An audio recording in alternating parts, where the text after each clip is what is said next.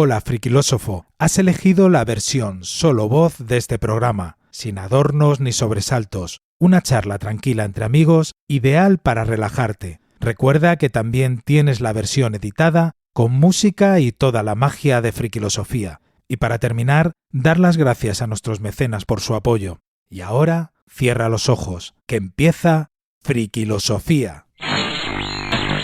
Frikilosofía, una forma de vivir. Frikilosofía. Hola, frikilósofos. Bienvenidos al primero de nuestros 4 programas dedicados a la mítica productora que marcó nuestra infancia, Amblin Entertainment. Hoy nos adentraremos en su origen, en sus primeros 4 años de producciones que abarcan desde 1981 hasta 1985, y cómo Steven Spielberg dio vida a esta productora, revolucionando el cine fantástico y de aventuras para siempre. En este primer episodio de 4 nos sumergiremos en esas primeras películas que nos enseñaron a soñar, como la mágica historia de amistad y aventura entre un humano y un extraterrestre, o los fenómenos extraños y terroríficos ocurridos en Cuesta Verde, en Poltergeist. Exploraremos el misterio y la tensión en los límites de la realidad, donde lo fantástico se mezcla con lo inquietante. El viaje continúa con aventuras inolvidables, como la comedia de enredos en Mi nido o El tuyo, las locuras de los pequeños y achuchables, pero también peligrosos Gremlins y por supuesto el inolvidable salto en el tiempo de Regreso al futuro, que nos hizo soñar a todos con la posibilidad de cambiar el pasado y conocer a nuestros padres de jóvenes. No podemos olvidar el misterio juvenil en El secreto de la pirámide, todo un hito tecnológico donde por primera vez se incluyó una escena hecha completamente con ordenador, ni la épica búsqueda de un tesoro escondido junto a los Goonies, un clásico que nos enseñó el verdadero valor de la amistad y la aventura. Frikilósofo, acompáñanos en este viaje nostálgico por estas historias que marcaron nuestra infancia y que nos hicieron vivir grandes y emocionantes aventuras en la pantalla.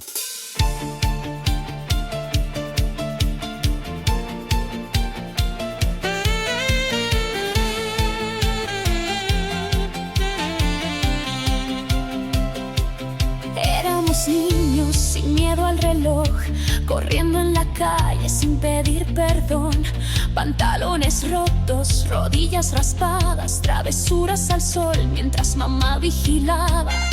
No había móviles ni conexión, solo canicas, bicis y emoción. No hacía falta mucho más, con un buen libro podíamos volar. Y éramos tan frikilosofía, viajando a universos de fantasía. Y para hablar de todo esto y mucho más, ¿quién mejor que nuestros queridos e ilustres frikilósofos? Con todos vosotros, nuestro extraterrestre del podcast. Si ET hubiera querido llamar a casa en esos tiempos, seguro que la habría llamado a él. Su conexión con el cine, su intuición para hablar de temas que nos tocan el corazón, le hacen único en esta galaxia. Demos un fuerte aplauso a Paco Alberola. Para grabar este podcast no nos puede dar la luz del sol. No podemos mojarnos y, eso sí, como va a ser largo, espero que terminemos de grabar antes de medianoche. Nada más, y éramos tan frikilosofía, viajando a universos de fantasía, con tebeos, lapiceros e imaginación. El travieso Gremlins del grupo. No le des de comer después de medianoche ni le hables de Walt Disney, porque si no, estamos perdidos. Con todos vosotros, el más gamberro y sinvergüenza de nuestros frikilósofos, que no es otro que Miguel Ángel Sánchez Migallón. Eso no es que era Gordi. Viajando a universos de fantasía, con tebeos, lapiceros e imaginación. Nuestro mundo cabía en un trozo de algodón. Los domingos a misa, luego el bocata, unos dibujos y la tarde se acababa. Todo era sencillo, todo era verdad. Era nuestro momento para despegar. Dijo Steven Spielberg que el verdadero arte del cine consiste en crear un mundo que sea lo suficientemente real como para que nos olvidemos que estamos en una sala de cine. Mi nombre es Tomás García Baringo y esto es Frikilosofía. ¡Arrancamos! Corre sin mirar, pero al volver la vista atrás, echo de menos a los que ya no están. No fue perfecto, lo sé, pero fue real. Y éramos tan frikilosofía, viajando a universos de fantasía, con tebeos, lapiceros e imaginación. Nuestro mundo cabía en un trozo de nos hicimos adultos, dejamos de jugar, pero hay locos que no van a olvidar lo que fuimos, lo que aún somos. Porque somos frikilosofía, somos frikilosofía, somos frikilosofía, somos frikilosofía, somos frikilosofía, somos frikilosofía, somos frikilosofía,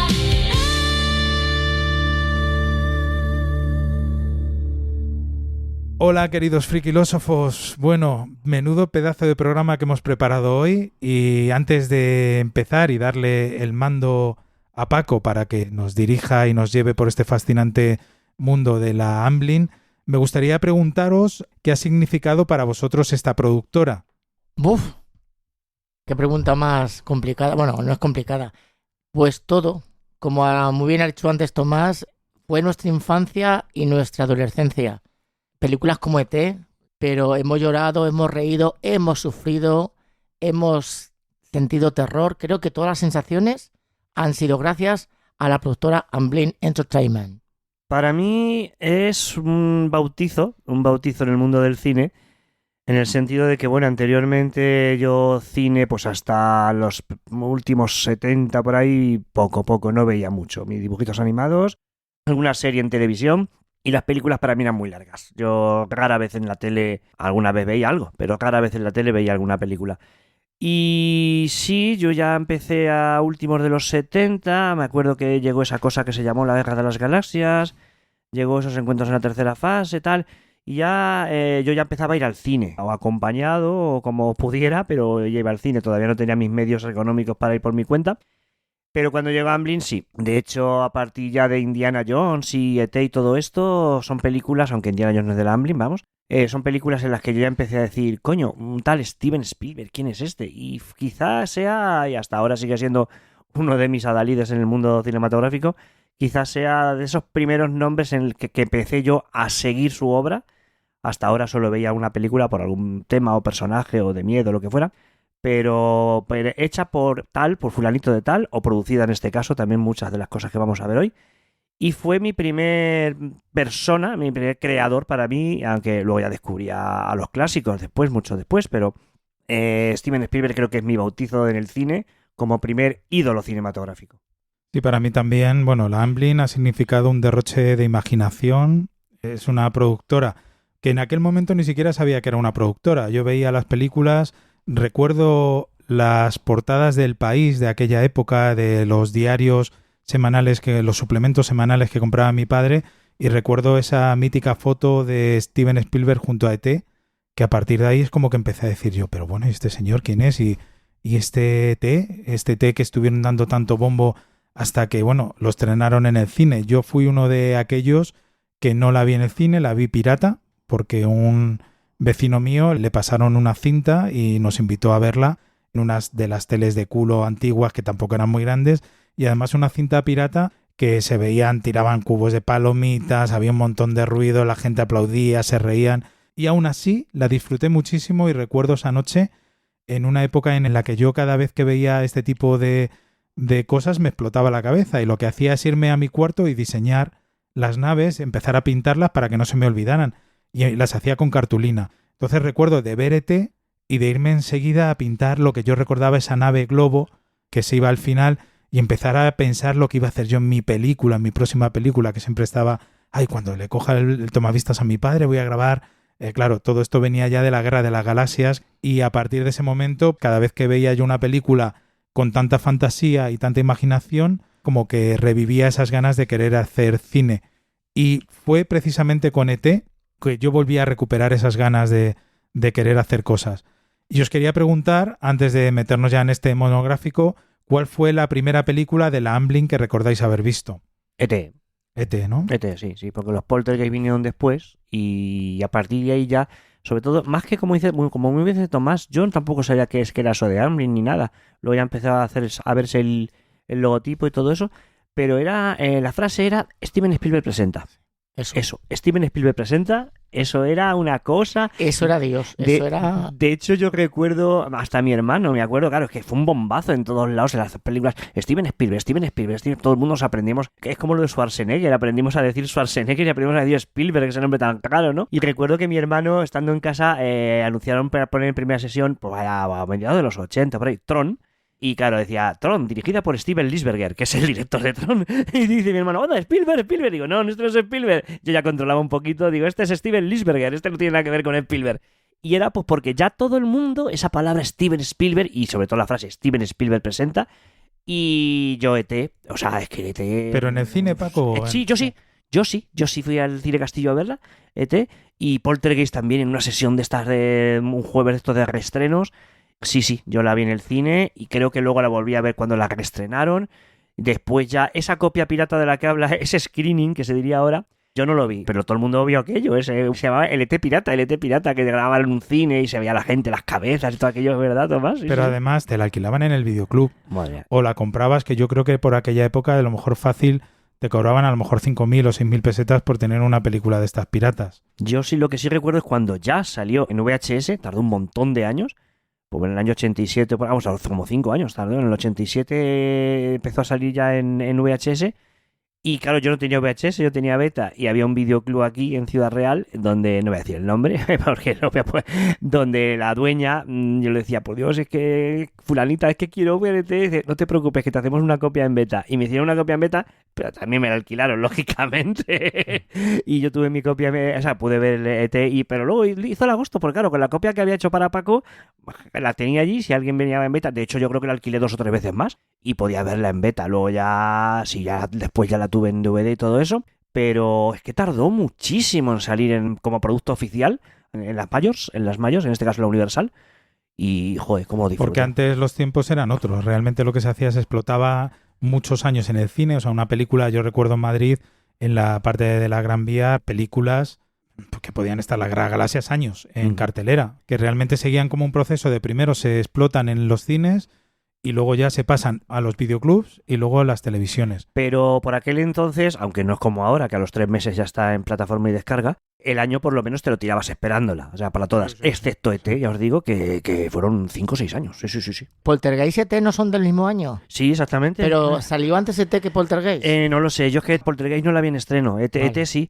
Poltergeist ya la vi luego ya un par de años después, que hacían los jueves, yo al instituto, ciclos de terror, y te ponían los jueves películas de terror o ciclos de comedia. Descubrí Porky's, el ardor de Porky's, y era pues todos los jueves a un precio un poquito más barato, sí. Y eran películas pues de eso, de hace 2 o 3 años, sí. Y ahí descubrí Poltergeist. Yo, como dice Paco, la que yo recuerdo es ET, y yo también fui al cine a verla con mi madre y con mi hermana, y los ojos bañados en lágrimas, sobre todo en las escenas finales. Y además que yo me resistía a llorar, yo no voy a llorar, pero tenía aquí un nudo en la garganta, un dolor que no podía sacarlo. Durante mucho tiempo era una película que yo me ponía cuando estaba así mal y quería llorar y no lloraba, me la ponía y lloraba. Ya no funciona. La primera fue esa, además que fui a verla y una cola y durante, como habéis dicho antes muy bien, eran muchas semanas en el cine una película. Y claro, esto no es Madrid, pero te puedo decir que algunas películas han llegado a estar hasta meses, por lo menos 1 o 2 meses sí que han llegado a estar, como por ejemplo Titanic, que yo recuerde. El exorcista. Y ya te digo que yo fui a ver ET y bueno, muchas películas, como decía Paco, Steven Spielberg era, atención, que se pare el mundo, que viene Steven, que viene Steven, nuestro amigo Esteban. Y la verdad que muy bien. No sé, claro, Poltergeist también la fui a ver.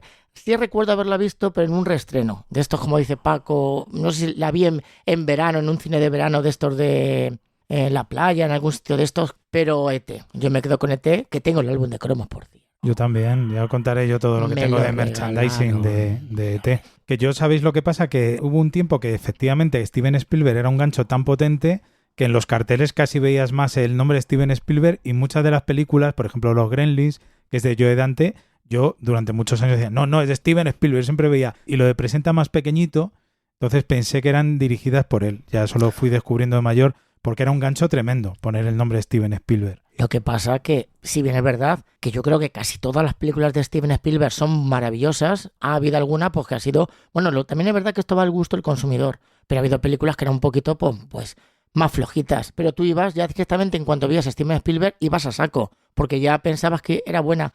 Yo eso recuerdo cuando alquilábamos películas en el videoclub, y mi madre, en cuanto veíamos Dino de Laurentiis, mi madre decía, ya es buena. Warner, ya es buena. O sea, en cuanto veíamos las típicas productoras de cine, tal, ya pensamos, ya es buena. Digo, bueno, mamá, si dentro se habrá de todo, pero siempre un poco tienes ahí el chip metido. Como nuestra Elenita con la Touchstone. Sí, Elena, cuando sale un tostón, digo, mira, Elena, esto es de los tuyos. Ahora sí, queridos friquilósofos, que voy a soltar aquí las riendas, los mandos de la mesa de mezclas, para que nuestro querido amigo Paco, junto a Miguel Ángel, nos vayan desgranando todos los secretos de esta maravillosa productora que nos ha hecho tan felices durante tantos años. Bueno, pues vamos a hacer una pequeña introducción en la que vamos a ver por qué. ¿Por qué esto de Amblin? Pues simplemente pues porque Steven Spielberg en 1968, cuando empezaba a dedicarse a todas estas cositas ya de audiovisuales y con sus cámaras caseras y todas estas cosas a hacer sus productos, hizo un cortometraje que se llama así, Amblin, y que viene a significar... Amblin es una expresión americana que viene a expresar algo así como andar sin destino fijo, o sea, lo que se podría decir como vagabundear, pero también viene asociado un poco a esa juventud que no sabe lo que hace en la vida, que va, pues eso, vagabundeando, probando aquí, allá, tal, para arriba y para abajo, que no está situada ni socialmente ni laboralmente.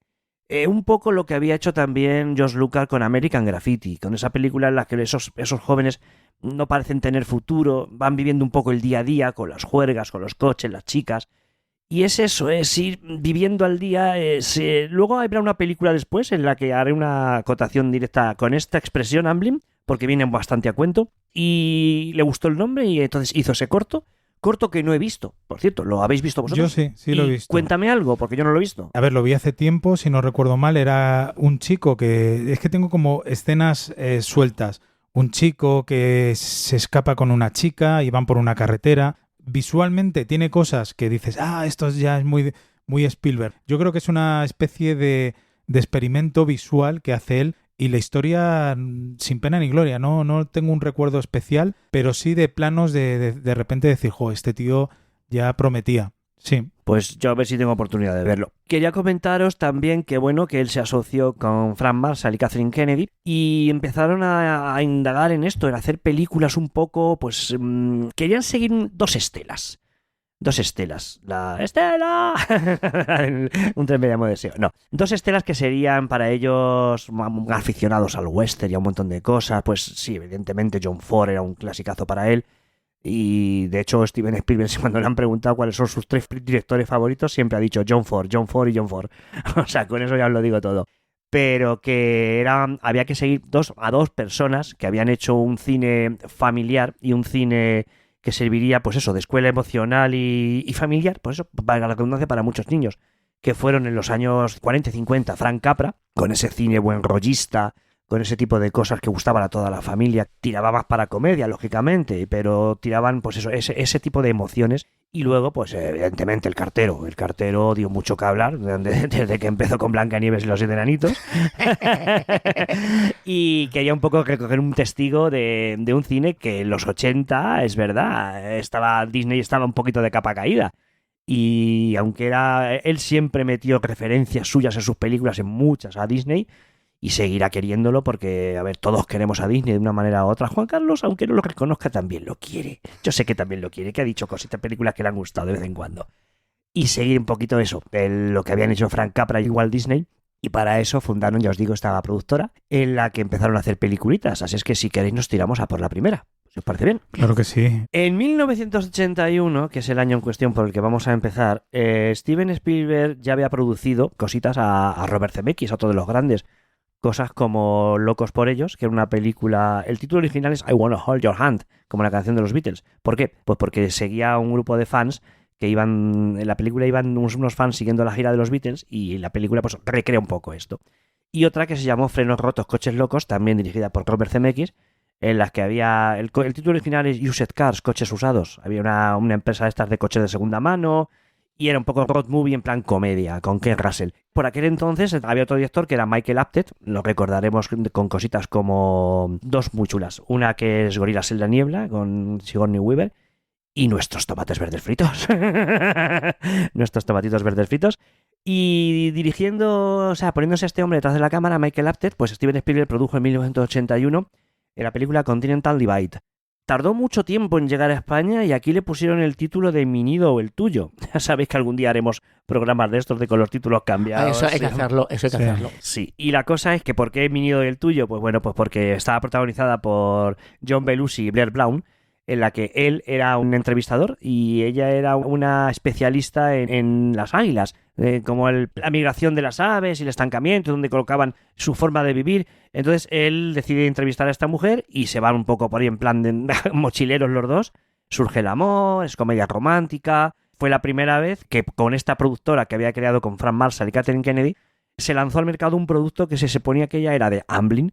Ahí tenemos, pues eso, Mi nido o el tuyo, Continental Divide, 1981. No tengo ni idea de él. No lo he visto. Yo tampoco. De hecho, cuando Paco nos preparó la escaleta, yo quería estar al día totalmente de las películas del Amblin y he visto que hay 3 o 4 que no tenía ni idea que existían. También es verdad que es un género que no me interesa demasiado, entonces voy a las que me gustan. Efectivamente, yo creo que por eso tampoco he hecho mucho yo por verla. Bueno, pues saltamos un añito, 1982, año muy prolífico porque aquí vienen dos películas seguidas. Y la primera que voy a hablar es Poltergeist, Fenómenos Extraños. ¿Por qué voy a hablar primero de esta película? Pues porque aparte de que con E.T., que es la siguiente, ya hemos hablado un poquito, y además tengo que decirlo, que no se me olvide cuando lleguemos, que si os quedáis cortos con el tema de E.T., tenemos un podcast maravilloso analizando toda la película en la primera temporada de Frikilosofía. Creo que es el número 4. Por aquel entonces hacíamos esas cositas y disfrutaréis un montonaco. Escucharos esto de hoy y luego ya como colofón y como remate, pues ponéis aquel podcast. Bueno, pues 1982, Poltergeist, Fenómenos Extraños. Me preguntaba antes Miguel Ángel el tema de cuándo se estrenaron, de que se hicieron. Efectivamente, es que se hicieron juntas, porque Steven Spielberg estaba constantemente ahí metido en el rodaje, pero se quería enfrascar más en E.T., delegó en Top Hooper como director, aunque las malas lenguas siempre han comentado que es una película de Steven Spielberg, porque metía mucha caña, porque Steven Spielberg estaba mucho por allí, cambiaba, bajaba, quitaba, corta y pega, esto sí me gusta, esto no me gusta. Bueno, pues al final parece ser que hay una ley por aquel entonces en la que un director no podía al año dirigir 2 películas al mismo tiempo, con lo cual le pusieron eso. Pero Steven Spielberg no es la primera vez que dirige 2 películas al mismo tiempo. Luego lo diremos más adelante. Mientras estaba terminando una, empezó otra. Pero dirigidas por él. Pues Steven Spielberg, pero porque esta ley cambiaría. Claro, eso fue luego mucho más adelante, Paco. A lo mejor es que esta ley luego después habría que verlo. Seguro que con muchos directores pasa eso. Sabéis que a George Lucas le echaron de la Asociación de Cineastas de Estados Unidos porque estaba prohibido empezar una película sin empezar con los créditos y los nombres, y las Guerra de Galaxias directamente empiezan con las letras que se pierden en el fondo. Entonces no estaba... No me entero. Si empieza con las letras, entonces... Todas las películas hasta ese momento, y estaba por ley, la asociación esta de cineastas decía que tú tenías que empezar con el título y los protagonistas. Los títulos de crédito, claro, que se llama. Y George Lucas, por ejemplo, decidió saltárselo porque rompía ese ritmo que quería él, que empezaba con lo de Lucasfilm y directamente las fanfarrias, las letras, y no salen los nombres de los protagonistas hasta el final de la película. Eso fue una ruptura en el mundo del cine impresionante. Y otra de ellas es que, como bien dice Paco, no se podía dirigir, un director no podía firmar 2 películas el mismo año. Entonces, Steven Spielberg no es que sean las malas lenguas, es que está reconocido incluso por él, que es una película suya y visualmente es suya. Top Hopper a mí me gusta, tampoco demasiado, pero tú ves la firma de Spielberg en cada plano de Poltergeist. Pero claro, no se lo permitieron, entonces cogió un negro, lo que se dice en literatura, pues un negro que te escribe, pues en este caso alguien que iba dirigiendo pero bajo las órdenes de él. Es esa historia que todos conocemos de la familia Feeling, en la que viven en Cuesta Verde, en este complejo que, como muy bien dice Tomás, respira Steven Spielberg por todos los poros. ST, es Gremlins, es todo ese tipo de complejos inmobiliarios que los que se ve el sello de Spielberg por todos lados. Y bueno, pues esta familia tiene su casa, después averiguamos que la casa está ubicada encima de un cementerio indio, y a raíz de eso pues se ocurren todas estas cositas, fenómenos extraños que se llaman la película. Los Poltergeist es una palabra alemana que significa duendes traviesos. Y le gustó esa palabrita y ya todos la conocemos desde entonces. La temática es esa, pues una niña es tragada por un televisor, tienen que salvarla, todo este tipo de, ya conocemos ahí todo lo que pasa en esta película. Y yo quiero remarcar algunas curiosidades de la cinta. El guión de esta película está basado en 2 capítulos de la serie de Rod Serling, En los límites de la realidad. Uno de ellos se titula La niña perdida y otro A través de los canales. Entonces, Spielberg y los guionistas, en este caso creo que fue Frank Marshall, retomaron estas 2 historias, las juntaron y crearon esto de la niña tragada por el televisor, esos fenómenos extraños que aturden a la familia, que nos van metiendo el miedo en el cuerpo con cada escena, esa Zelda Rubinstein, la espiritista, que llega allí a salvarlos, y además con toda esta parafernalia de terror, aventuras, porque la familia. Y mete también muchísimas referencias. Steven Spielberg, aquí, esta película da homenaje, por ejemplo, a El tornado del mago de Oz. Hay un momento en la película en la que se ve como una especie de tornado cuando absorbe la casa, y esto lo hizo en referencia al mago de Oz. Hace referencia a una película, Dos en el cielo, que protagonizó Spencer Tracy, de la que luego hablaremos posteriormente, que están viéndolo los protagonistas en la televisión. Por ejemplo, hay un guiño cuando a Caroline se le muere el pececito, la madre tira por el retrete, que Caroline lo ve y se hace no, y tienen que hacer un entierro con la lata en esa caja de cigarros de puros, y es chulísimo. Pero que ella le dice, Caroline, es que hay que enterrarlo, dice, porque si no ha muerto y tenemos que dejarlo y tenemos que enterrarlo en algún sitio, dice, porque si lo echamos al mar, dice, puede convertirse en un tiburón. O sea, con referencia a lo que es a tiburón. Y la cara de uno de los científicos se derrite también, como habían hecho en la escena de En busca del arca perdida. Y hay muchísimo merchandising en la habitación del chico sobre la guerra de las galaxias. Pero no se derrite. De hecho, otra de las cosas que demuestra que Steven Spielberg estaba ahí es que las manos en esa escena son de él. La escena que uno de los científicos va al espejo y empieza a quitarse trozos de carne, no se derrite, se arranca la piel. Bueno, sí, es verdad, tiras. no es derretirse, claro, es no, verdad. no es exactamente igual. Las manos ahí son de Steven Spielberg. Ah, eso no lo sabía yo. Sí. O sea, Y otra curiosidad, ¿sabéis que el guión se lo propuso a Stephen King y no quiso hacerla? Se lo propuso Steven Spielberg a Stephen King, pero no quiso escribir el guión de la película. Los Feeling, esta familia, pues está interpretada por Greg Tenelson en el papel de Steven, del padre, Jobeth Williams es Diane, la madre, Oliver Robbins es Robbie, el chavalín, Dominique Dunne es Dana, la chica mayor, y Heather O'Rourke es Caroline. Y luego tenemos, como he comentado, a Zelda Rubinstein haciendo de Tangina Barrows. También hay que resaltar de esta película, como dato, aunque ya es Vox Populi de todo el mundo, que se empezó a divulgar el hecho de que estaba un poco maldita, de que había muerto mucha gente, que la niña murió, pero a ver, la niña murió varios años después, le dio tiempo a hacer la segunda y la tercera película. En la tercera entre medias de la tercera fue cuando murió y tuvieron que sustituirla ahí malamente. Pero vamos a ver, Dominique Dunne, el personaje que hacía Dana, era maltratada por su novio y en una de esas peleas o algo, pues no sé si en la pelea la mató o con los daños colaterales en el hospital murió, pero sí, muy, muy triste el asunto. Y también murieron, pues eso, Will Sampson, que es el que hacía en la segunda película, porque claro, hubo 3. Y es la cosa, es que es gana de buscarle los 3 pies al gato. A ver, ya no solo que mucha gente muere en el rodaje de la película, es que es tontería, sino que encima se metieron porque estos 2 personajes de los que voy a hablar murieron en las siguientes películas. Sí, estuve yo en una conferencia que dio William Friedkin, el director de El Exorcista, y le preguntó, además, Javier Millán, que luego revisando las cintas fue Javier Millán, nuestro querido escritor, el que le hizo esa pregunta. Le preguntó por la maldición de la película, de Poltergeist, toda la gente que había muerto. Y él vino a decir que básicamente que la gente se muere y que en una producción de cine hay 500, 600 personas, pues es raro que no se le muere el padre en mitad del rodaje o sufre un accidente una persona. Es una pena que no es normal que se muera asesinada una de las protagonistas, que unos años después la pequeñita también fallezca. Una enfermedad pero, la chica, ¿no? Sí. O sea, cosas normalitas, vamos. Y gracias, Tomás, porque se me había pasado comentar al principio de este programa que los 4 programas que vamos a hacer son un poco con ayuda de un... Vamos, yo lo he hecho todo, lo reconozco, lo digo abiertamente, gracias a un libro de nuestro Francisco Javier Millán, el libro Generación Goonies, y es el libro que he seguido para preparar estos 4 programas. Y desde aquí, muchísimas gracias, Javi. Espero que te guste lo que hago con tu primer producto uno de los primeros libros que sacaste. y espero que te guste lo que vamos a hacer. Entonces, de verdad, perdona, tenía que haber dicho esto yo al principio, pero bueno, me alegro que Tomás aquí lo haya recordado y va por ti estos programas, Javi. Y para terminar de hablar de esta película, pues quiero resaltar la banda sonora. La banda sonora es de Jerry Goldsmith, que bueno, es uno de los grandes que ya había obtenido 6 años antes un Oscar por La Profecía, y del que tenemos un huevo de trabajos hay por ahí, pero yo me voy a centrar en 4 relacionados con nuestro mundo friki, que son Gremlins, Supergirl y El planeta de los simios. Yo quería añadir varias cosas así también interesantes de esta película. La primera es algo que además hemos dicho muchas veces aquí, de esas cosas, de esas frases que se han ido diciendo mal durante mucho tiempo, que la frase es "están aquí" y no "ya están aquí", pero bueno, eso la verdad es que es una pijería friki de gente que tenemos mucho tiempo libre y nos dedicamos a esas cosas, pero es verdad que ella nunca dice "ya están aquí", dice "están aquí". Bueno, destacar que Poltergeist pues, es una película conocida por los efectos especiales tan innovadores en la época de la industria Light and Magic, que utilizaron animatrónicas, pantallas verdes, stop motion y un montón de trucos maravillosos, porque aquí ya George Lucas y su empresa estaban empezando a hacer este tipo de películas con unos efectos impresionantes.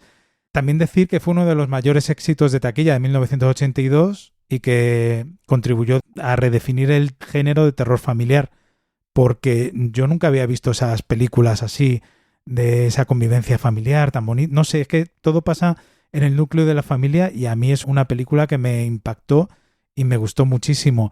Luego decir como anécdotas, que no sé qué tienen de cierto o no, pero se habla que en la escena de la piscina con los esqueletos... Sí. Eso es verdad. Dicen que utilizaron esqueletos reales porque los de plástico en aquel momento eran mucho más caros y que no se lo dijeron a la actriz, que es una película que la vi también en la época de los videoclubs, que me encantó, que me dio muchísimo miedo, que todavía a día de hoy me parece que es una película que ha envejecido súper bien y que me sigue gustando muchísimo. Y aunque Poltergeist 2 no tiene nada que ver, me gustó también muchísimo. La tercera ya no. Dios está en su sagrado templo, Dios está en su sagrado templo, líbranos de la iniquidad. Sí, es que qué bueno, qué buena. Esa es la segunda. Ese actor también murió después. Sí, también murió. Con los efectos visuales de la industria Light and Magic quedó una de las cosas más originales que no habíamos visto nunca. De repente ver esa casa como se mete para adentro y desaparece. No sé, es una película que para mí lo tiene todo. Tiene un montón de efectos visuales. La implosión de la casa fue complicadísima y tuvieron que hacer una maqueta de toda la casa y pusieron un montón de cables y tiraban de todos ellos a la vez y entonces se metía la casa para adentro. Es increíble. Y cosas como muy creíbles, por ejemplo, el hecho de que cuando la madre... En la película, yo siempre muchas veces lo he dicho, parece que es como si fuesen 2 películas en una. Hay un momento cuando ya rescatan a Caroline que parece que la película ha terminado, ¿verdad? Y luego tenemos otro poquito más. Eso es lo que... Eso está muy bien. Que eso está muy chulo, porque dices, ya respiras tranquilo. Y joder, no, de eso nada. Y vemos también, me gusta lo que ha dicho Tomás, hacerlo tan familiar, tan creíble.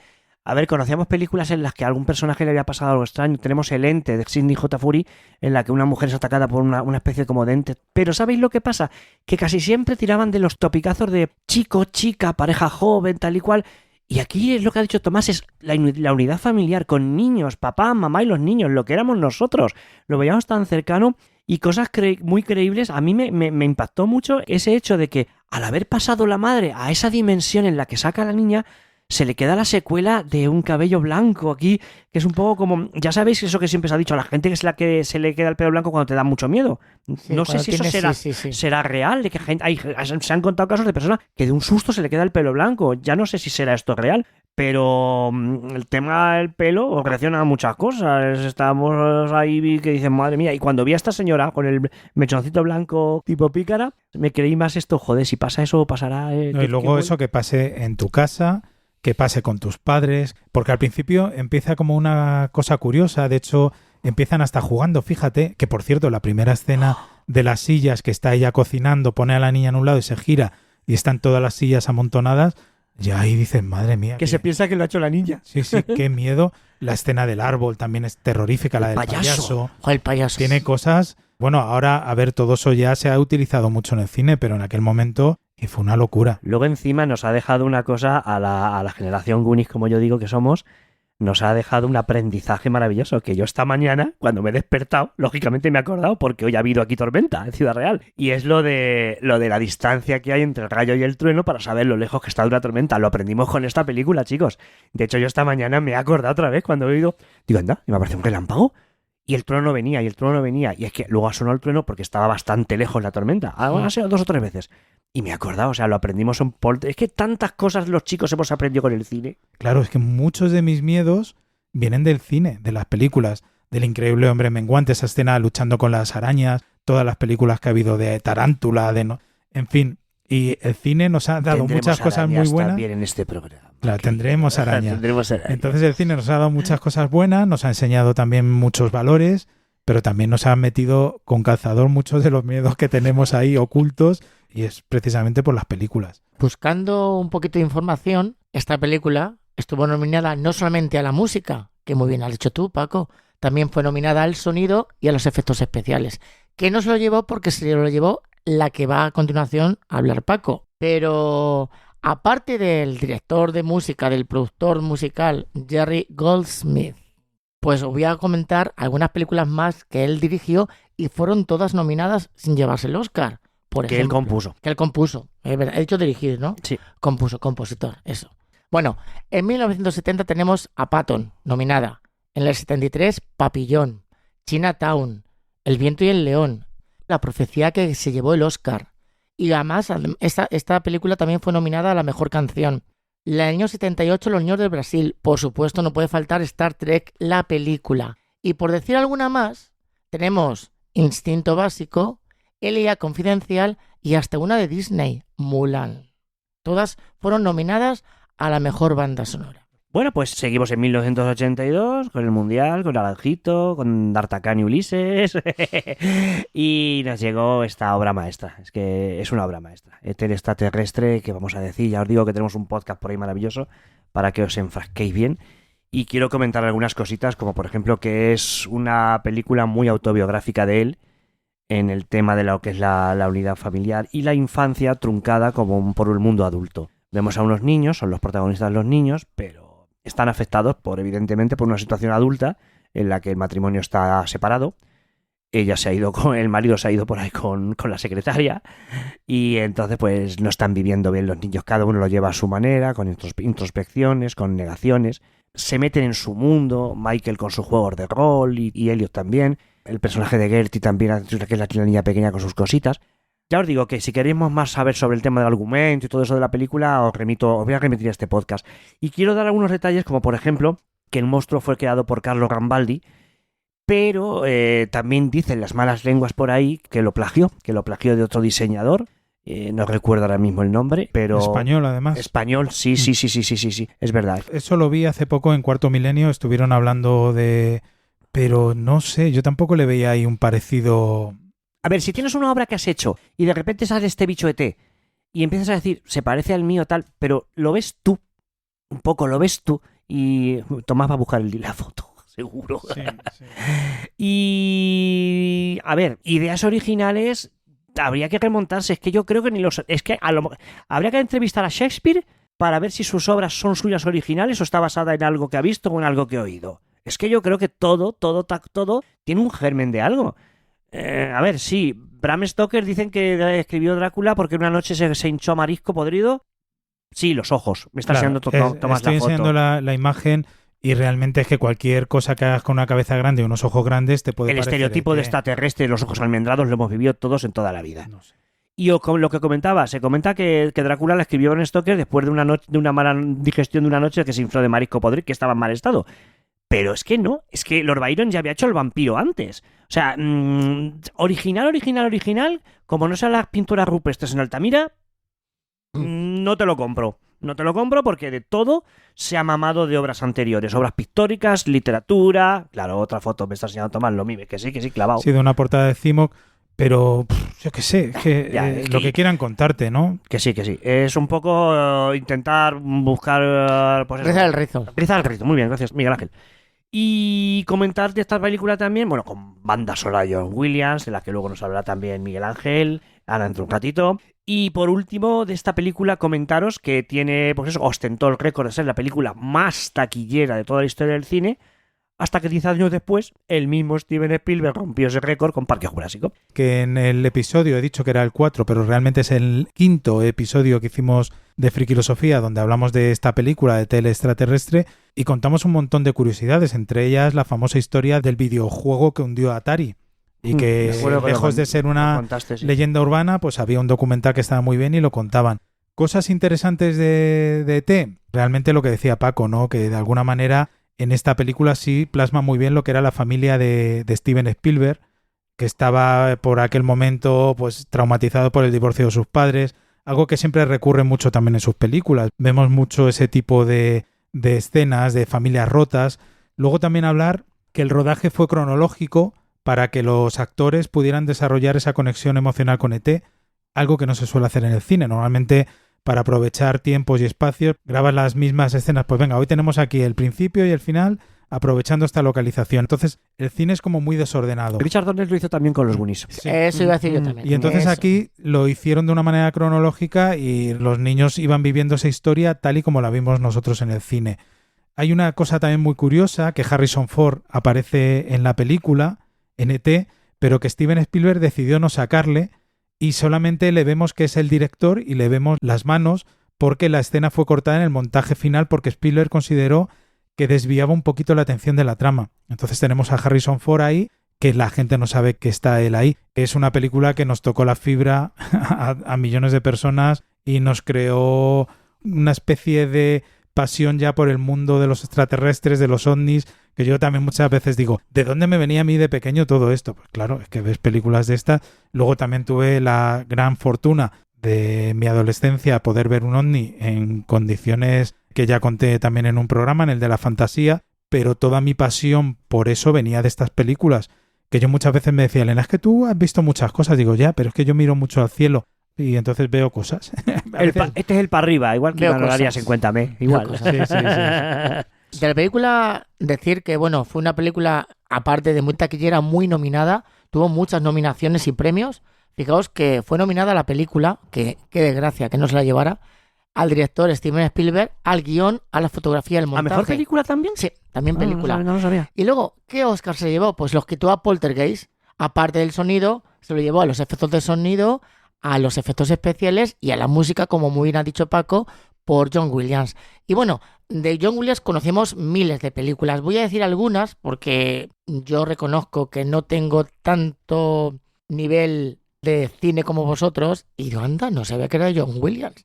Pues os voy a decir algunas películas que fueron compuestas la música por John Williams y algunas se llamaron el Oscar. Por ejemplo, en el año 72 compuso El violinista en el tejado, que se llevó el Oscar. En el año 73, bueno, nuestra queridísima Aventura del Poseidón, que fue nominada y del que tenemos también un podcast maravilloso. Por supuesto, nos llevó al Terror en el mar con tiburón en el año 76, que también se llevó el Oscar. Bueno, 75. En el año 78, La Guerra de las Galaxias, que también 77. A ver, no me corrijas. Yo lo estoy diciendo por año de producción. Otra cosa que en el cine... Sí. Sí, es que sí. A ver, el Oscar se lo llevó, si la estrenó en el 77, como mucho podría ser en el 78, pero en el 75. Bueno. A lo mejor estás hablando cuando las produjo, pero no, en el 75 todavía no estaban ni empezando la Guerra de Galaxias. No, Tiburón. Yo he dicho 76 Tiburón, pero vamos. ¿Y la Guerra de Galaxias 78. Mira, te lo vamos a comprar lo de la fecha porque a lo mejor es el año que le dieron el Oscar. Pero vamos, como fue el año siguiente, es el año que pues ya claro, está. Sí. Puede ser por eso, pero vamos, vale, que sí, año arriba, año abajo tampoco. Correcto, venga. El Arca Perdida, que también fue nominada, y por JFK, que no sabía que fuera también de John Williams, y mi queridísimo Harry Potter, que también fue nominada, en este caso Harry Potter y la Piedra Filosofal. O sea, había algunas películas que no sabía que eran composiciones suyas. ¿No lo nominaron por Superman? No, la música de Superman estaba nominada. Fíjate. A ver, Superman porque sería porque se le parecía demasiado a la Galaxias. Claro. Pero es bien bonita. Y, a ver, realmente ET también, es que fue un punto de inflexión en el cine fantástico porque lo tenía todo. Esa amistad entre el niño y el extraterrestre, como decía Miguel Ángel, que se sujetó las lágrimas en el cine porque es que qué duro, todas esas escenas y qué bien hecha está. Y otra vez, la industria Light and Magic, la empresa de George Lucas, haciendo los efectos especiales maravillosos de esta película. Y que no se me olvide que en los parques Disney, Disneylandia en California, Disney World en Florida, Tokyo Disneyland y en China existe una atracción de té como tal. Montan en una bicicleta y literalmente, eso me lo han contado a mí, y literalmente salen volando exactamente como pasó en la película. Qué raro que la Universal, que tiene sus parques de atracciones, y esta película de la Universal tenga, Sí, claro. cediera esto a Disney. No, lo que pasa, a ver, es que a lo mejor me expreso mal. A ver, están dentro de los parques Disney, hay como zonas que son... o sea, no sé explicar. Temáticas. Claro, son temáticas. Entonces, tú te vas, en este caso, a Disney World, y en Disney World tienes, por un lado, lo que es el Reino Mágico, por otro lado están los Estudios Universales, pero todo está dentro del mismo parque, ¿de acuerdo? Entonces, están en los Estudios Universales dentro del parque Disney, ¿vale? Y es una de las atracciones con más afluencia. 1983, Twilight Zone, en los límites de la realidad. Ni no, daba miedillo, daba cosica. La serie de la que hablaba antes de Rod Serling, que triunfó en la televisión americana desde 1959 a 1964, era una de las cosas que más le explotaba la cabeza a Steven Spielberg a los niños de su generación. La vieron en la tele y estaban constantemente viendo esos episodios en los que pasaban cosas. Como os he comentado antes, Poltergeist está basado en 2 episodios de esa serie. E incluso pudo él ya, cuando Rod Serling hizo Night Gallery, años más tarde, en el 1973, que ya estaba Spielberg metido en este mundillo del cine, pudo trabajar él dirigiendo un capítulo de la serie Galería Nocturna, Night Gallery, protagonizado por Joan Crawford, nuestra maravillosa Joan Crawford, nuestra Viena de Johnny Guitar. En los límites de realidad es una película hecha con 4 historias cortitas, basadas en 4 historias, valga la redundancia, de esta maravillosa serie de televisión, y está dirigida, en los cortes son 4. El primero, que se llama Tiempo Fuera, está dirigido por John Landis y nos cuenta la historia de un señor que es interpretado por Vic Morrow, es un racista, que en un bar pues se le ve que estaba despotricando de los negros, de los asiáticos, de todas las razas. ¿Qué pasa? Pues por la justicia divina o por lo que sea, de repente es transportado al salir del bar, es transportado a otra dimensión en la que él vive en sus propias carnes ese racismo, porque este viaje le lleva pues a la época de los nazis, en la que él es considerado por todos un judío y sufre sus mismas carnes lo que es sentirse como judío. Después lo vemos en la época del Ku Klux Klan y se enfrenta a esta secta. También a que lo toman por negro a él. Yo no soy negro, puto negro, no sé qué, maldito negro. Empiezan a decirle todo, como si fuese... Y en la guerra de Vietnam también. Y es un poco, pues eso, mostrarnos que no tenemos que ser racistas y que cualquiera podemos sufrir nuestras propias carnes en cualquier momento, cualquier tipo de discriminación, si a la gente se le tercia, hacértela. Así que Tiempo Fuera, protagonizado por Vic Morrow y dirigida por John Landis, es el primer corte. En el segundo, este sí, estuvo dirigido por Steven Spielberg. Ay, este es muy bonito. En este vemos a Scatman Crothers, que después de haberlo visto en El Resplandor, aquel que le explica a Dani cómo es el tema de esas cosas que sienten en su cerebro, el Resplandor, The Shining. Y vemos como Scatman Crothers, que es un viejecito, un negro que va en plan vagabundo, llega a una especie de residencia de ancianos todos muy cascarrabias, muy así, pues eso, y les convierte otra vez en niños pequeños. Es precioso, es un episodio. A un poquito el germen de Cocoon, ¿verdad? Claro, Sí. Cuando yo vi la peli, este fue el que no me gustó, porque los otros son más de terror o de fantasía, ¿no? Y esto también es fantasía, pero no tenía ese componente terrorífico que a mí me privaba en 1983. Con el tiempo sabía apreciar, lógicamente, este pequeño corto, y es muy bonito. O sea, los niños ven que van jugando, rejuvenecen. De hecho, al final, cuando él se va, pues todos vuelven a ser otra vez adultos, excepto uno de ellos, que es precioso. Mira, se me está poniendo la carne de gallina ahora mismo. Adoraba el cine de Douglas Fairbanks y se viste de pirata, y él decide quedarse como niño pequeño, y es precioso este corto. Joe Dante, el director de Gremlins y de cosas que ya veremos a continuación, fue el que dirigió el tercer corto, Es una buena vida. A mí este me daba mucha cosa. A mí este corto me daba mucha cosica, porque vemos como un niño está en un bar con una mujer y ella le dice que le va a llevar a su casa. Le va a llevar en coche. ¿Me puedes llevar a mi casa? Tal, y lo lleva a su casa en coche. Y en el coche, que por cierto, este episodio también, como he dicho, estaba basado en un episodio de Los Límites de Realidad. El actor que hacía de niño en este corto, Bill Mooney, sale ya de adulto en este corto, en la escena del bar al principio, se ve allí una especie de cameo que hace. Y protagonizado este corto por Kathleen Kinkland como la profesora y Jamie Leach. Es una profesora que el chico conoce en un bar y ella le dice que como estás aquí solo, tal, si es que te lleva a tu casa, y el chico la lleva a su casa. Cuando la lleva a su casa, allí descubre que toda la familia está controlada por el niño. Además, es un homenaje puro y duro a los cortos de Tex Avery, a los cortos de los Looney Tunes, porque juega mucho con ese tipo de acción-reacción con los personajes, hacen magia, al padre le obliga a hacer magia con un sombrero y en vez de sacar un conejo normal, luego saca un conejo monstruoso porque él les controla con la mente todo. A una de las hermanas, que a mí esto me cagaba de miedo cada vez que lo veía, está viendo el televisor y cuando ya baja el plano vemos que no tiene boca. Porque la hermana por lo visto hablaba mucho y el chico decide quitarle la boca. Da mucha cosica este episodio y al final la maestra pues toma un poquito las riendas y le dice que él no puede hacer esto, que tiene que su familia, que los quiere y que no puede tenerlos controlados.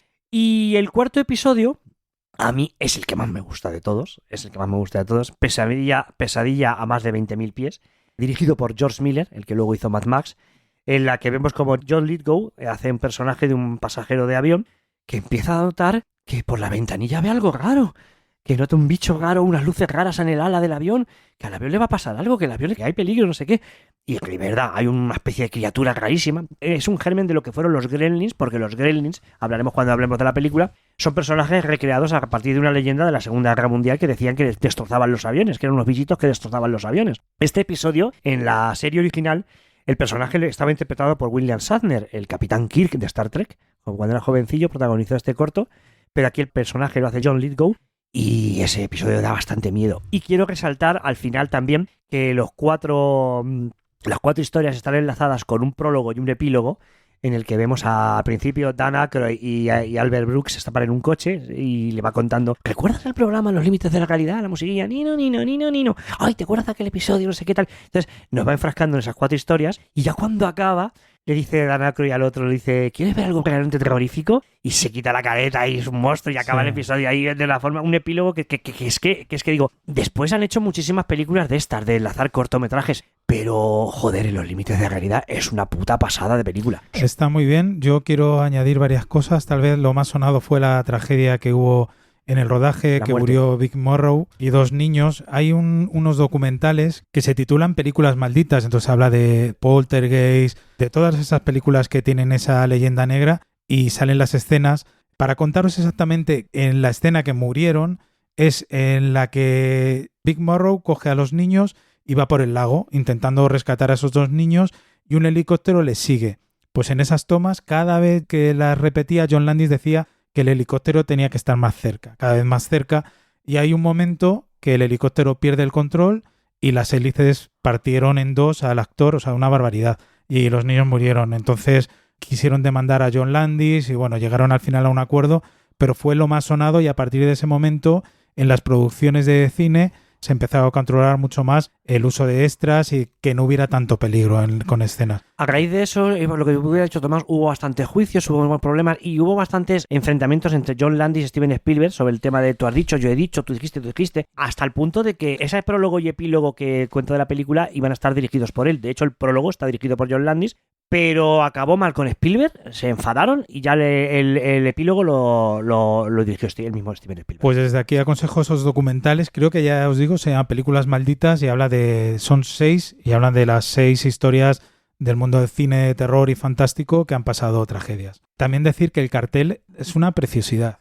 Esa puerta en el espacio, la chica ahí, me parece... Es que rinde homenaje al opening de la serie de televisión en la que se abre una puerta que los relojes, que empieza a girar, qué chulada de serie. Y por cierto, también decir que la serie Los Límites de la Realidad es que están muy bien y se pueden encontrar en internet y hay capítulos que son una pasada.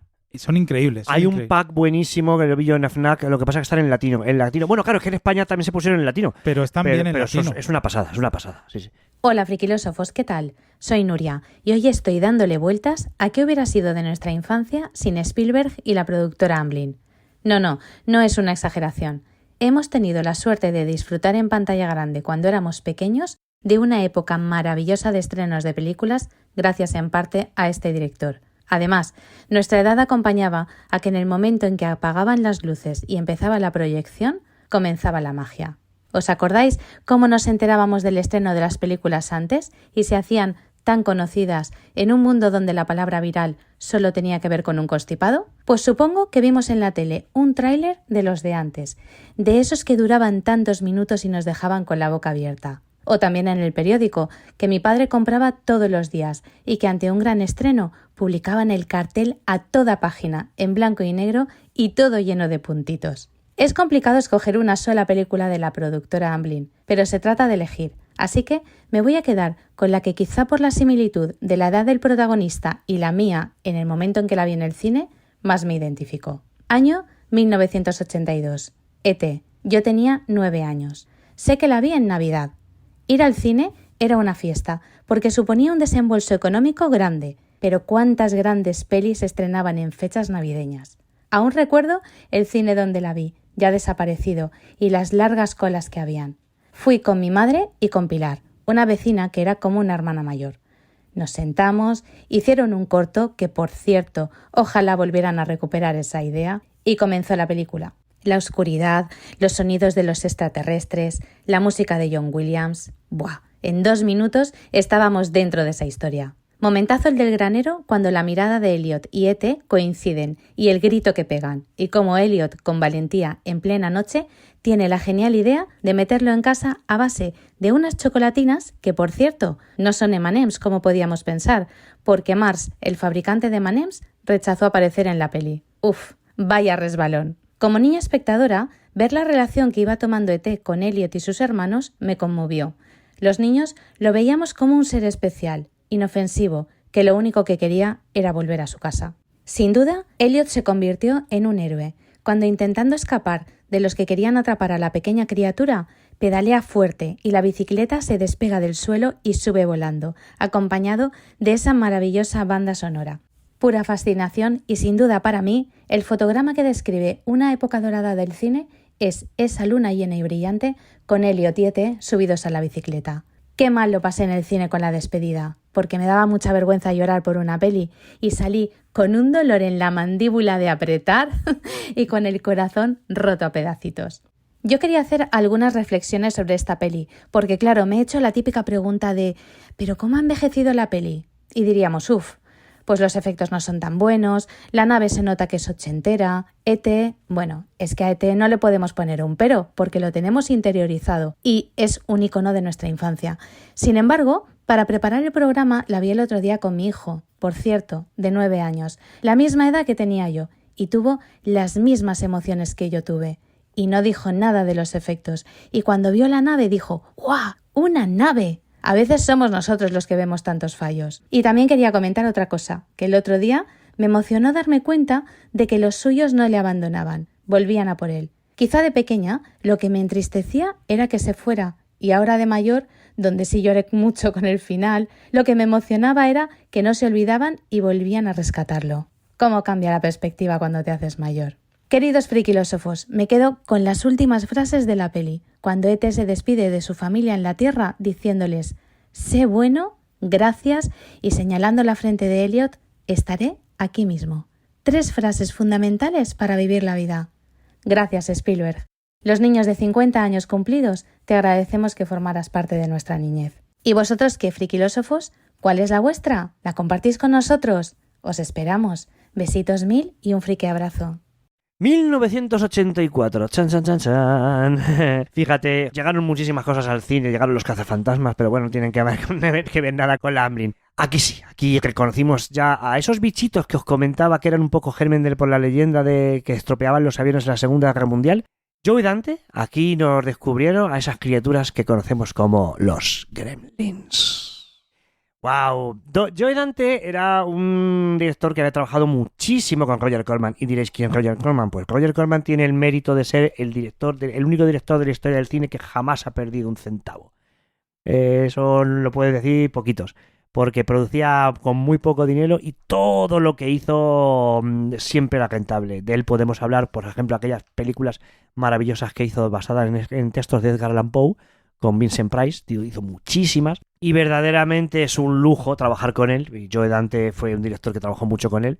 Y cuando Steven Spielberg, que siempre digo que estaba metido detrás de todas estas producciones, quiso que alguien dirigiese esta película, pues lo entrevistó a Joe Dante, y a raíz de que Joe Dante había hecho Piranha, una película que pasó durante mucho tiempo como a rebufo de tiburón. Una película hecha a rebufo de tiburón. Bueno, pues os queréis creer que Joe Dante, cuando lo entrevistó Spielberg, le pidió perdón a Spielberg por haber hecho Piraña. Le dijo, mira, yo lo he hecho todo con mucho respeto a tu película. Y le dijo Spielberg, ¿pero qué me estás contando? Pero si esta película de las pirañas es maravillosa. Spielberg le dijo a Dante, es que por eso, sí, por eso te llamo, porque me encantó tu película y quiero que dirijas esta cosita que quiero hacer a continuación. Entonces, pues eso, pues ahí conocimos a los Gremlins. El proyecto de Gremlins también se iba a hacer basado en un libro de Roald Dahl, el de Charlie y la fábrica de chocolate. Pero tampoco llegó a buen puerto. Solo se quedó en un cortito de la animación en la que Bugs Bunny sale con un bichejo, que lo llaman Gremlin. En diseño no se parece en nada a lo que conocemos, como tampoco se parece el que he hablado antes del avión del cuarto capítulo de Los límites de la realidad. Solo un poco lo que es el nombre, el concepto. Es una película en la que vemos como un chico, pues ya sabéis el argumento, su padre le regala un Mogwai, que es un bichito muy tierno y muy maravilloso, y que viene con estas 3 instrucciones: no le puedes dar la luz del sol, no lo mojes y no le des de comer después de medianoche. Pues ¿por qué? Porque la luz del sol le molesta, porque si lo mojas se puede multiplicar, y si encima le das de comer después de medianoche, pues se vuelve un bicho muy malo, muy malo, muy malo, que son esos gremlins maravillosos, que dieron tanto que hablar y que hicieron que peligrase todas las crímenes y las cosas que hacían los gremlins hicieron peligrar la clasificación de la película para ser para mayores de 18 años, no podían. Pero Joe Dante dijo, ¿me dejáis que sea para menores autorizadas si suprimo la muerte de la madre y del perro? Y dijeron, sí, venga, pues ya está. Suprimieron la muerte de la madre y el perro, no mueren ni la madre ni el perro, y ya pudieron autorizar la película para menores acompañados. Chris Columbus, que era el guionista y de muchísimas cosas que veremos después, y director, también recibió quejas. Fijaos hasta qué punto estaban bien hechos los bichitos y todo esto, que recibió cartas de personas diciéndole, por el tema de protección de animales, que habían sufrido los gremlins en el rodaje de la película. O sea, fijaos hasta qué punto, claro, eso es un orgullo para ti que te digan eso, es como decir, joder, también los he hecho, que se piensan que son animales de verdad. Homenajes maravillosos, tenemos que cuando los gremlins se meten en el cine a ver Blancanieves y los 7 enanitos, qué bueno. Y se quedan todos embobados viendo Blancanieves. Y además, aquí quiero hablar una cosa de Tomás, de esa magia que nosotros veíamos los chicos. Vemos cómo Zasca, Gigan y Phoebe Gates los chicos están por detrás del telón para incendiar el cine. Y no recuerdo eso, pues eso, esa magia del cine, del telón, de la pantalla blanca, de cuando hacías sombras chinescas delante del proyector, de cuando éramos críos, que era la magia que habla Tomás de todo eso, de lo que es una película. Es que era mágico ir al cine, era pura magia, ¿verdad, Tomás? Yo esta película sí la vi en el cine, y además en una época en la que tampoco había muchos spoilers. Yo solamente vi el cartel, que era las manos de Billy y la caja, y asomando un poquito Gizmo, pero nada, no se ve. Entonces yo no sabía de qué iba la película y me fui al cine con mis amigos a verla y me quedé flipado, porque es que no me esperaba para nada que fuera a tener esos giros. Es increíble. A mí me parece una comedia oscura con unos guiños al cine, lo que dice Paco, ¿no? Y otra vez esa manera de reflejar que tiene Spielberg, la familia, todo el ambiente. Tiene muchas cosas maravillosas. Esta peli para mí es de 10. Ese personaje de la señora esta que se mete con Billy, que tanto... Sí, las tira estas, sí, que sale luego en la película de Las brujas de Eastwick. Y le dice que el perro, que como es que el perro lo voy a matar, como este perro empieza... A ver, es un homenaje a Mr. Scrooge, porque también la película transcurre en Navidad. De hecho, se ha clasificado también de esas películas navideñas. Y aquí ocurre una cosa muy curiosa para mí a nivel personal. Está calificada como película de terror. Es que yo no sabía cómo calificar esta película, chicos. Humor, comedia, terror, aventuras, familiar, juvenil. Yo no sabría cómo calificar Gremlins. Es que realmente, terror, para mí terror es... Bueno, ni siquiera Alien es terror ya a estas alturas. Pero bueno, terror es terror. Es una película de miedo. Pero a mí puede ser un terror, hombre, terrorífico, que tú estés en Navidad y que unos bichitos se pongan a matar porque realmente matan a gente. ¿Sí? Aunque se lo merezcan algunos, pero matan a gente, ¿vale? Pero matan a gente, entonces eso es terrorífico. Que tú estés pasando unas Navidades y unos bichos entren en tu cocina, intenten asesinarte, es decir, eso es malo, es como una conquista. Lo que pasa sí, es que... las situaciones de miedo, claro, sí. Pero no es un miedo como el que nosotros podemos decir, como por ejemplo puede ser Scream, El Conjuro o pero porque se ¿sabes? Mueve entre esas dos, entre la comedia y el terror. Es como un terror autorizado para todos los públicos. Realmente es terror, pero como está acompañado con una música así como divertidilla, claro. Pero tiene su momento de cariño, de cuando, no sé, momento romántico. Bueno, romántico, sí también, con con los visitos, con los Gremlins, no sé. ¿Os acordáis de la escena en la que Phoebe Cates comenta lo de cuando dejó de creer en la Navidad? Que luego fue un cachón de aquello y la parodiaron en la segunda, luego lo comentaré. Muchos de los directivos de la Warner querían dejar esta escena fuera porque decían que rompía el clímax. Pero Joe Dante insistió tanto en que Phoebe Cates lo hacía tan bien y era tan creíble, dice, pero es que vamos a matar el espíritu, es que la gente va a dejar de creer en Papá Noel, es que rompemos la magia, es que no sé qué, y decían, pero al final Joe Dante se salió con la suya y dijo, es que es tan maravillosa la interpretación que ha hecho aquí Phoebe Cates de esta escena y es tan creíble que la tengo que meter. Y al final se salió con la suya y metió. Yo creo que diría, vale, me quitáis lo de la muerte del perro y la madre, pero dejadme esto. Yo creo que algún acuerdo llegarían. Sí. ¿Sabéis que esta película se ha roto en los estudios, los mismos decoradores de Regreso al Futuro? Sí. Al revés, Regreso al Futuro se rodó en los mismos decoradores de Gremlins, porque fue anterior. Bueno, vale. Como bien ha dicho Paco, la película iba a ser originalmente mucho más oscura. Los Gremlins iban a devorar a la madre de Billy, que ha contado. Y en los primeros guiones también se barajó la idea de que Gizmo se convirtiera en el principal villano. En Sprite, sí. Pero Spielberg insistió que se mantuviera a Gizmo como el héroe. Y a mí me parece muy bien esa dualidad de ver un Gremlins tan bueno, tan tiernecito, tan cariñoso. Un guay. Y claro, y luego ver a los otros que, vamos, Stripe, que es malo ahí con su mechón ahí. Es que está muy bien. Es como el bien y el mal. Está muy bien. Sí, otro Jin Jan, otro volver a ver, rompemos otra vez la juventud y la infancia. Están viviendo en ese pueblo idílico. Es muy Spielberg, es Spielberg por todos lados. De hecho, aquí hasta sale él. Sale montado en un cochecito en la feria de muestras donde el padre de Millie mostraba sus inventos, esos que hacía tan maravillosos, inventos que no valían para nada y que la madre tenía la casa llena de inventos de este tipo. Sale Steven Spielberg en un cochecito que pasa a quesito más. Y también algo que a partir de este momento Spielberg empieza a meter mucho en algunas de sus películas, que es la idea del inventor y de los inventos extraños que no funcionan.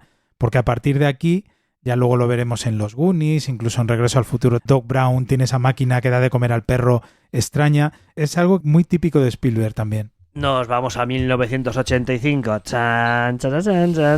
Coger el DeLorean, chicos. Nuestro Manu Pastorino, cógete tu DeLorean porque nos vamos a 1955.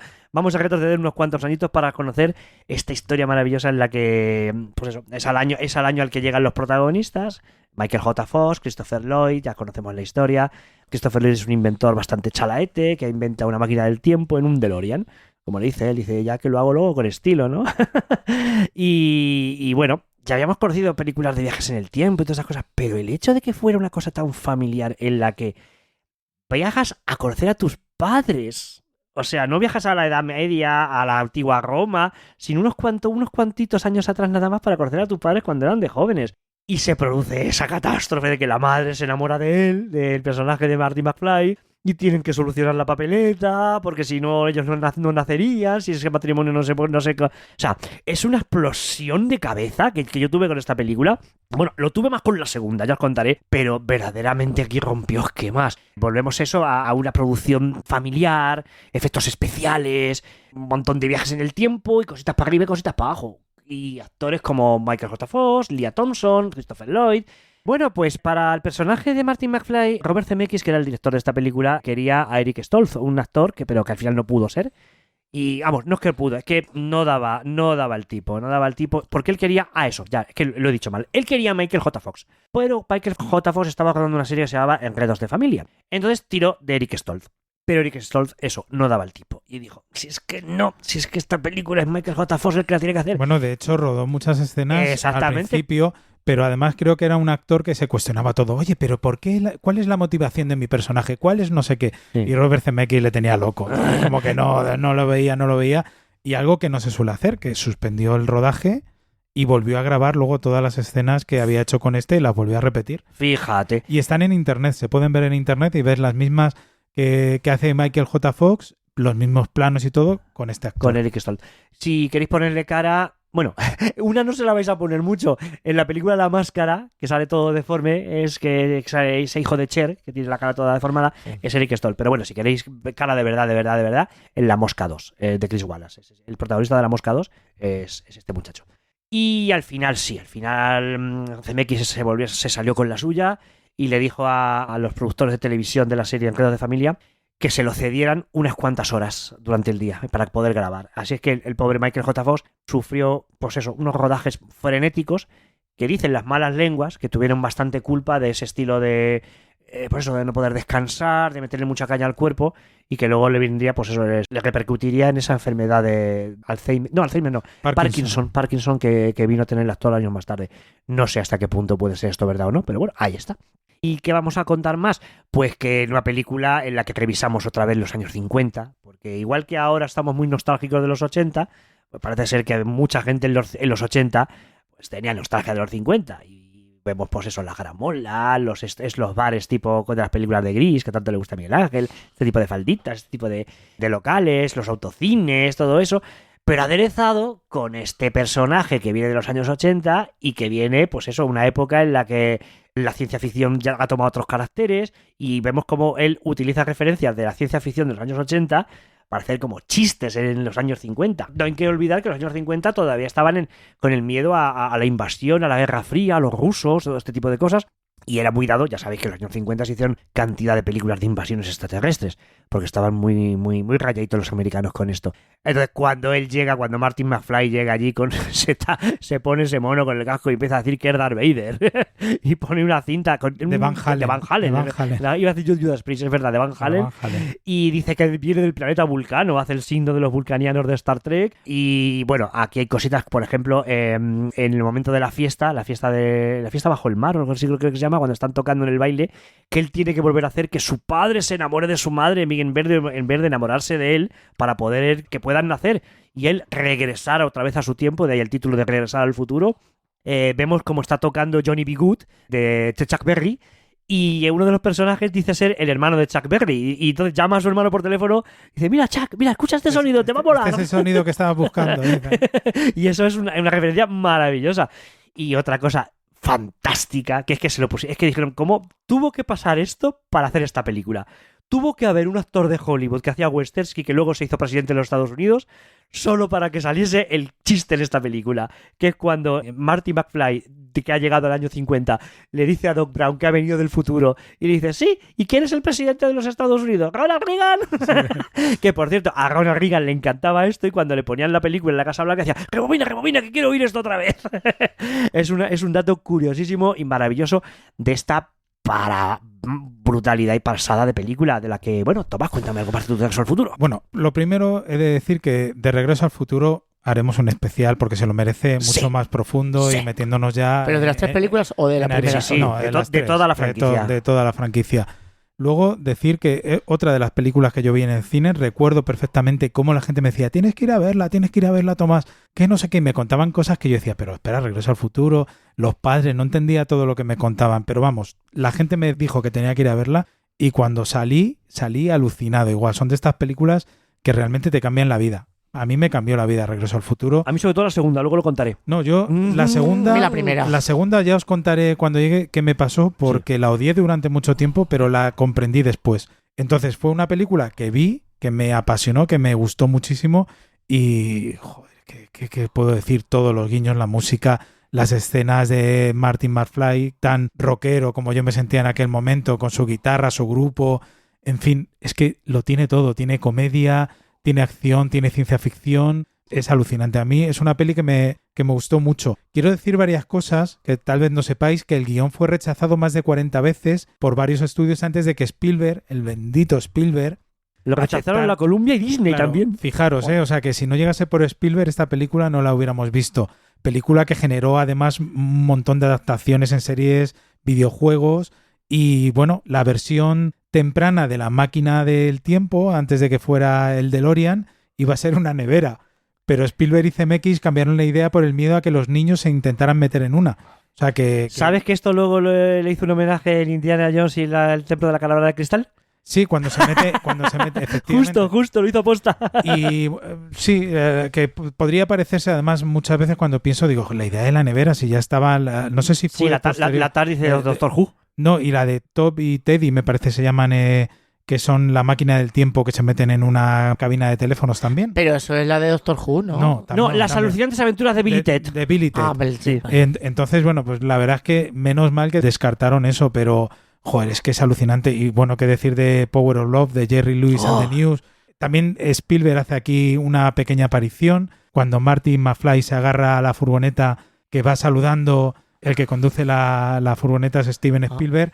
Y Yo porque soy un cagao, pero a los chicos de mi generación aquello le encantó y lo querían Los hacer. Y patines, lo del patinete todo el mundo lo quería hacer. Si yo tenía un patinete y nunca fui subido encima, iba sentado de lo cagao que yo era. O en, Yo iba sentado en el patinete. o en patines también, que eso también es muy chulo. Y música de Alan Silvestri, por cierto. Y el pues. enfoque de una máquina del tiempo de esa manera, cuando dice, has construido una máquina del tiempo con un DeLorean, dice, hagámoslo con clase, ¿no? Pues es que es increíble. ¿Te lo crees? Porque Sí. son con cosas reales. Parece que. Y si puede. Y te empieza a explicar el tema del tiempo y todo eso. De tal manera que dices, sí, vale, están las paradojas y todo eso. Y me rayaré con todas las películas de viajes del tiempo toda mi vida.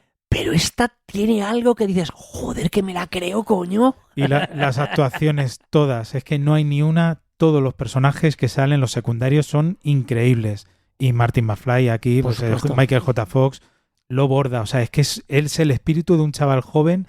Creo que no se puede reflejar mejor. Es que es una peli maravillosa. No se puede decir.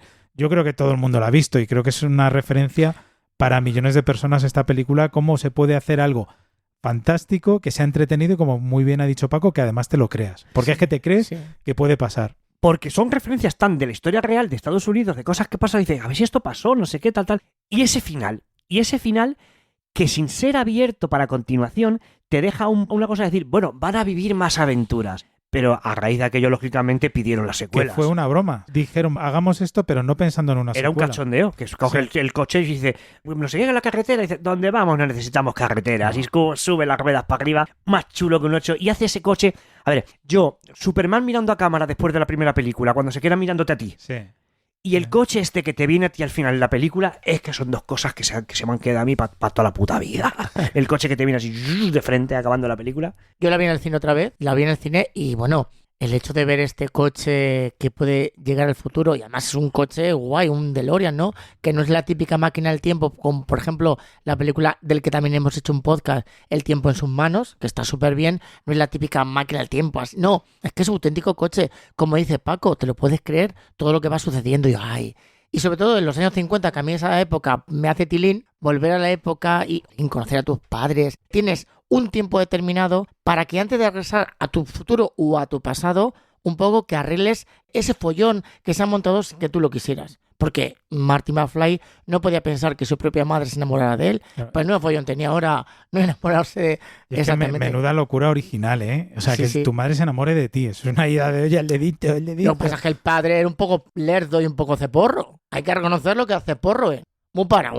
Y si es tan para, pues no me extraña que elijo esto. Bueno, de la película, que decir que tuvo 4 nominaciones y se llevó un Oscar. Las nominaciones que tuvo fue al guion original, al sonido y a la canción Power of Love, que es como el poder del amor. ¿Y a qué se llevó el Oscar? Pues no se llevó al Oscar los efectos especiales. Se llevó el Oscar a los efectos de sonido. La música es de Alan Silvestri y entre sus películas que él compuso, pues tenemos, por ejemplo, en el año 95 Forrest Gump, que fue nominada a la banda sonora original. En el año 97 Volcano, bueno, pues ya sabemos de lo que va. El año 2004 Van Helsing, que me encantó, y esta película mí no me fue gustó nominada. mucho. Esta noche la voy a ver. He acabado todas las del Universal, esta noche Van Helsing. Paco, luego hay una de Navidad que a mí me encanta, que es Polar Express, también muy bonita, que de hecho Tom Hanks presta la voz al niño protagonista. ¿Cuál más? Noche en el museo, bueno, pues vamos a pasarlo bien, Noche en el museo.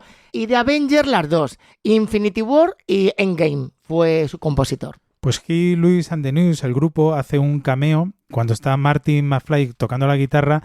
Es el juez que se levanta a decir, no, sois muy ruidosos. Hace ahí un cameillo y está muy bien. ¡Qué guay! Bueno, Bueno. es que esta peli, lo dicho, se merece Un podcast. un podcast. Pero vamos, una trilogía de estas que tenemos que hacer también, un especial maravilloso. Muy buenas, friquilósofo. Yo soy Manuel Pastorino y esto es El Condensador de Friki. Hay quienes dicen que el cine es solo para entretener, para pasar el rato, pero yo pienso que el cine es mucho más que eso. El cine es para soñar, para visitar mundos lejanos, fantásticos, para visitar otras épocas, para reír, para llorar, para ver cosas que nunca veríamos en el mundo real. Y eso, querido friquilósofo, es lo que más me gusta. Y gran parte de la culpa de todo esto se puede decir que la tiene la productora Amblin. Y tengo que decir que me gustan todas sus producciones, todas. Qué maravillas de películas que se merecen un programa entero o 2 o 3 de Frikilosofía. Películas como Jurassic Park, Twisters o La Máscara del Zorro. Pero solo quiero centrarme en hablar de una de ellas. Bueno, 3, porque mi tiempo es limitado. Y hablando de tiempo, el título de mi sección es El Condensador de Friki. Viajo en mi DeLorean particular y me despido siempre con un tu amigo en el tiempo, Manu. No hay que ser un científico excéntrico de hermosa cabellera plateadas y ojos negros como cachorrillos para adivinar que voy a hablar brevemente de Regreso al Futuro. Para mí, Regreso al Futuro no es una trilogía, es la trilogía. Para mí es como una película sola. Las 3 hacen una sola, como una sola pieza. Regreso al Futuro me hace soñar, me emociona, me crea paradojas espaciotemporales y me pone a 140 km/h mentalmente hablando y es capaz de alterar mi continuo espacio-tiempo creando paradojas temporales que acabarían con la destrucción del universo. Claro que esto solo ocurriría en el peor de los casos y la destrucción solo se limitaría a nuestra galaxia. Es un alivio, ¿no?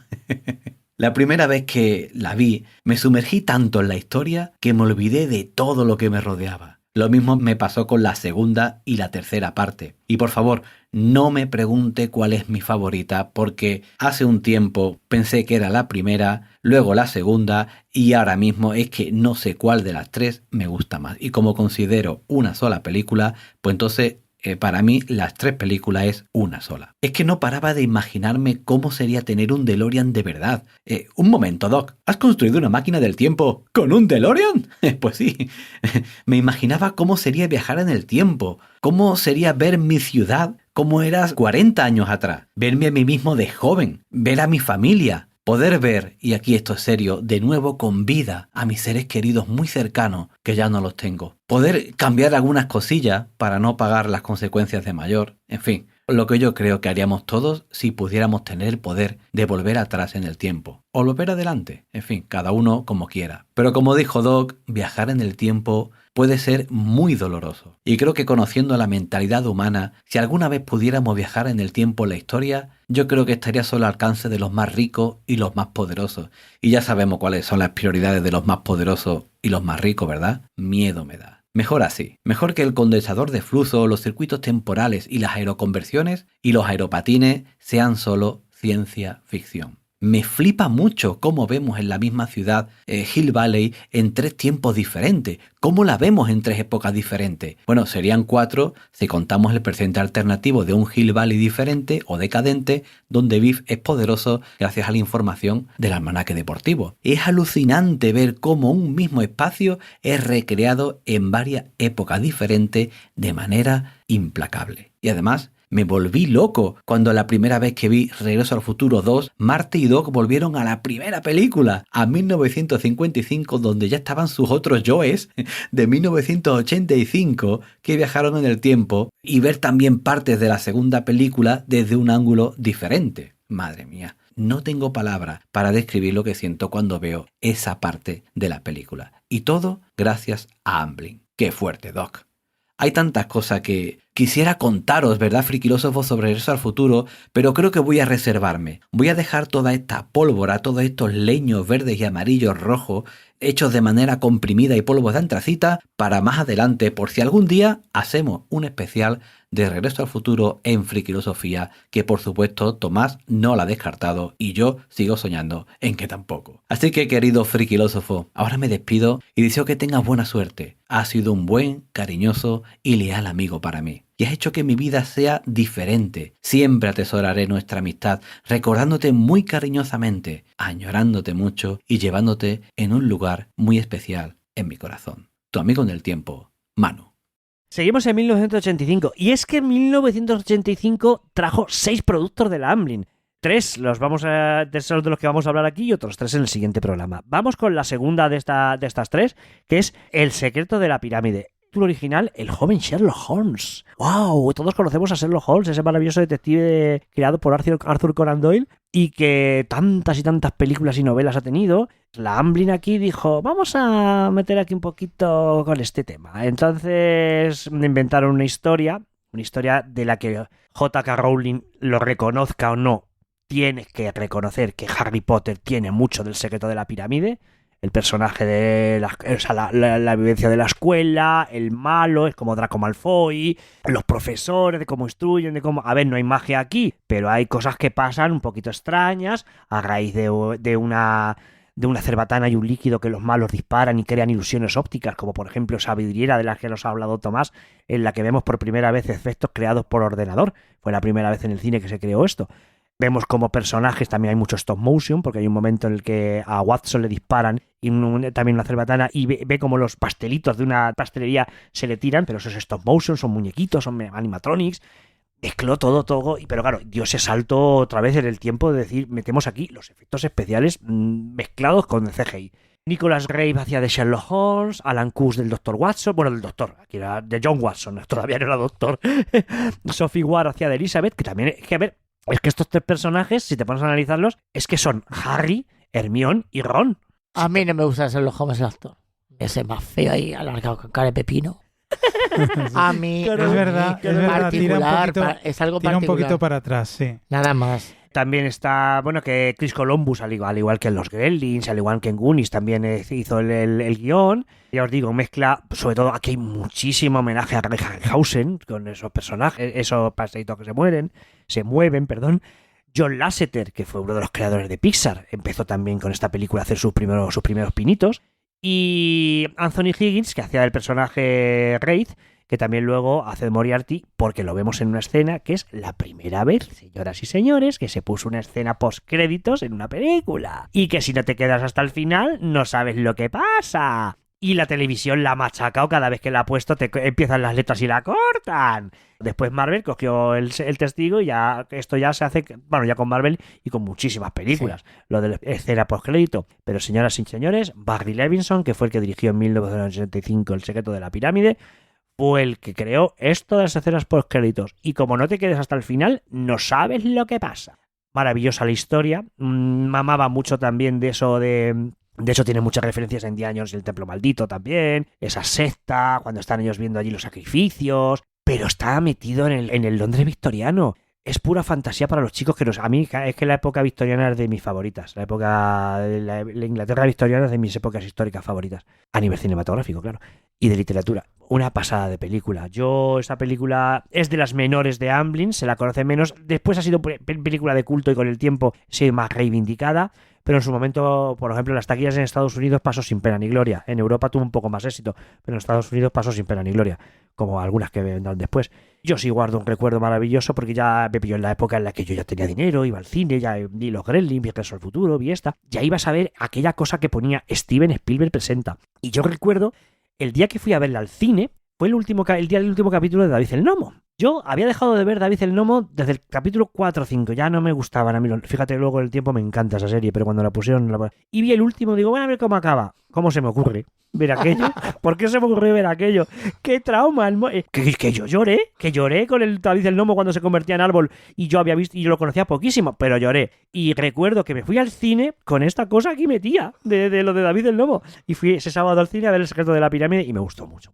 Pues yo es una película que no vi en el cine, la vi de videoclub. No sé por qué, pero hay algo que no me engancha. Yo creo que Miguel Ángel ha dado la clave. Creo que el protagonista me tira un poquito para atrás.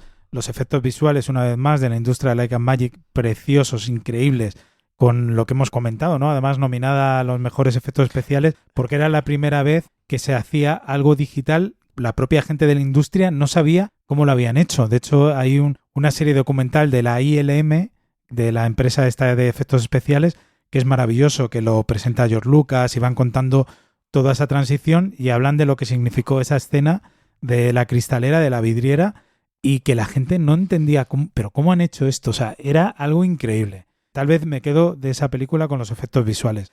Lo demás, no sé si porque... A mí la ambientación, pero la historia no acabó tampoco de pillarme. Claro, hay algo que no me engancha esa película. A lo mejor porque yo era más mayor ya casi que los protagonistas. Y yo ya eso de ir viendo a niños que llevaban el ritmo de la película se me hacía raro. A mí me gustaba siempre ver gente más mayor que yo, como esos, los mayores. Tal vez sea eso, porque luego cuando la he vuelto a ver, digo, pero si esta peli tiene todo para que me guste, pero no. Ya, es verdad. Yo la vi en el cine también.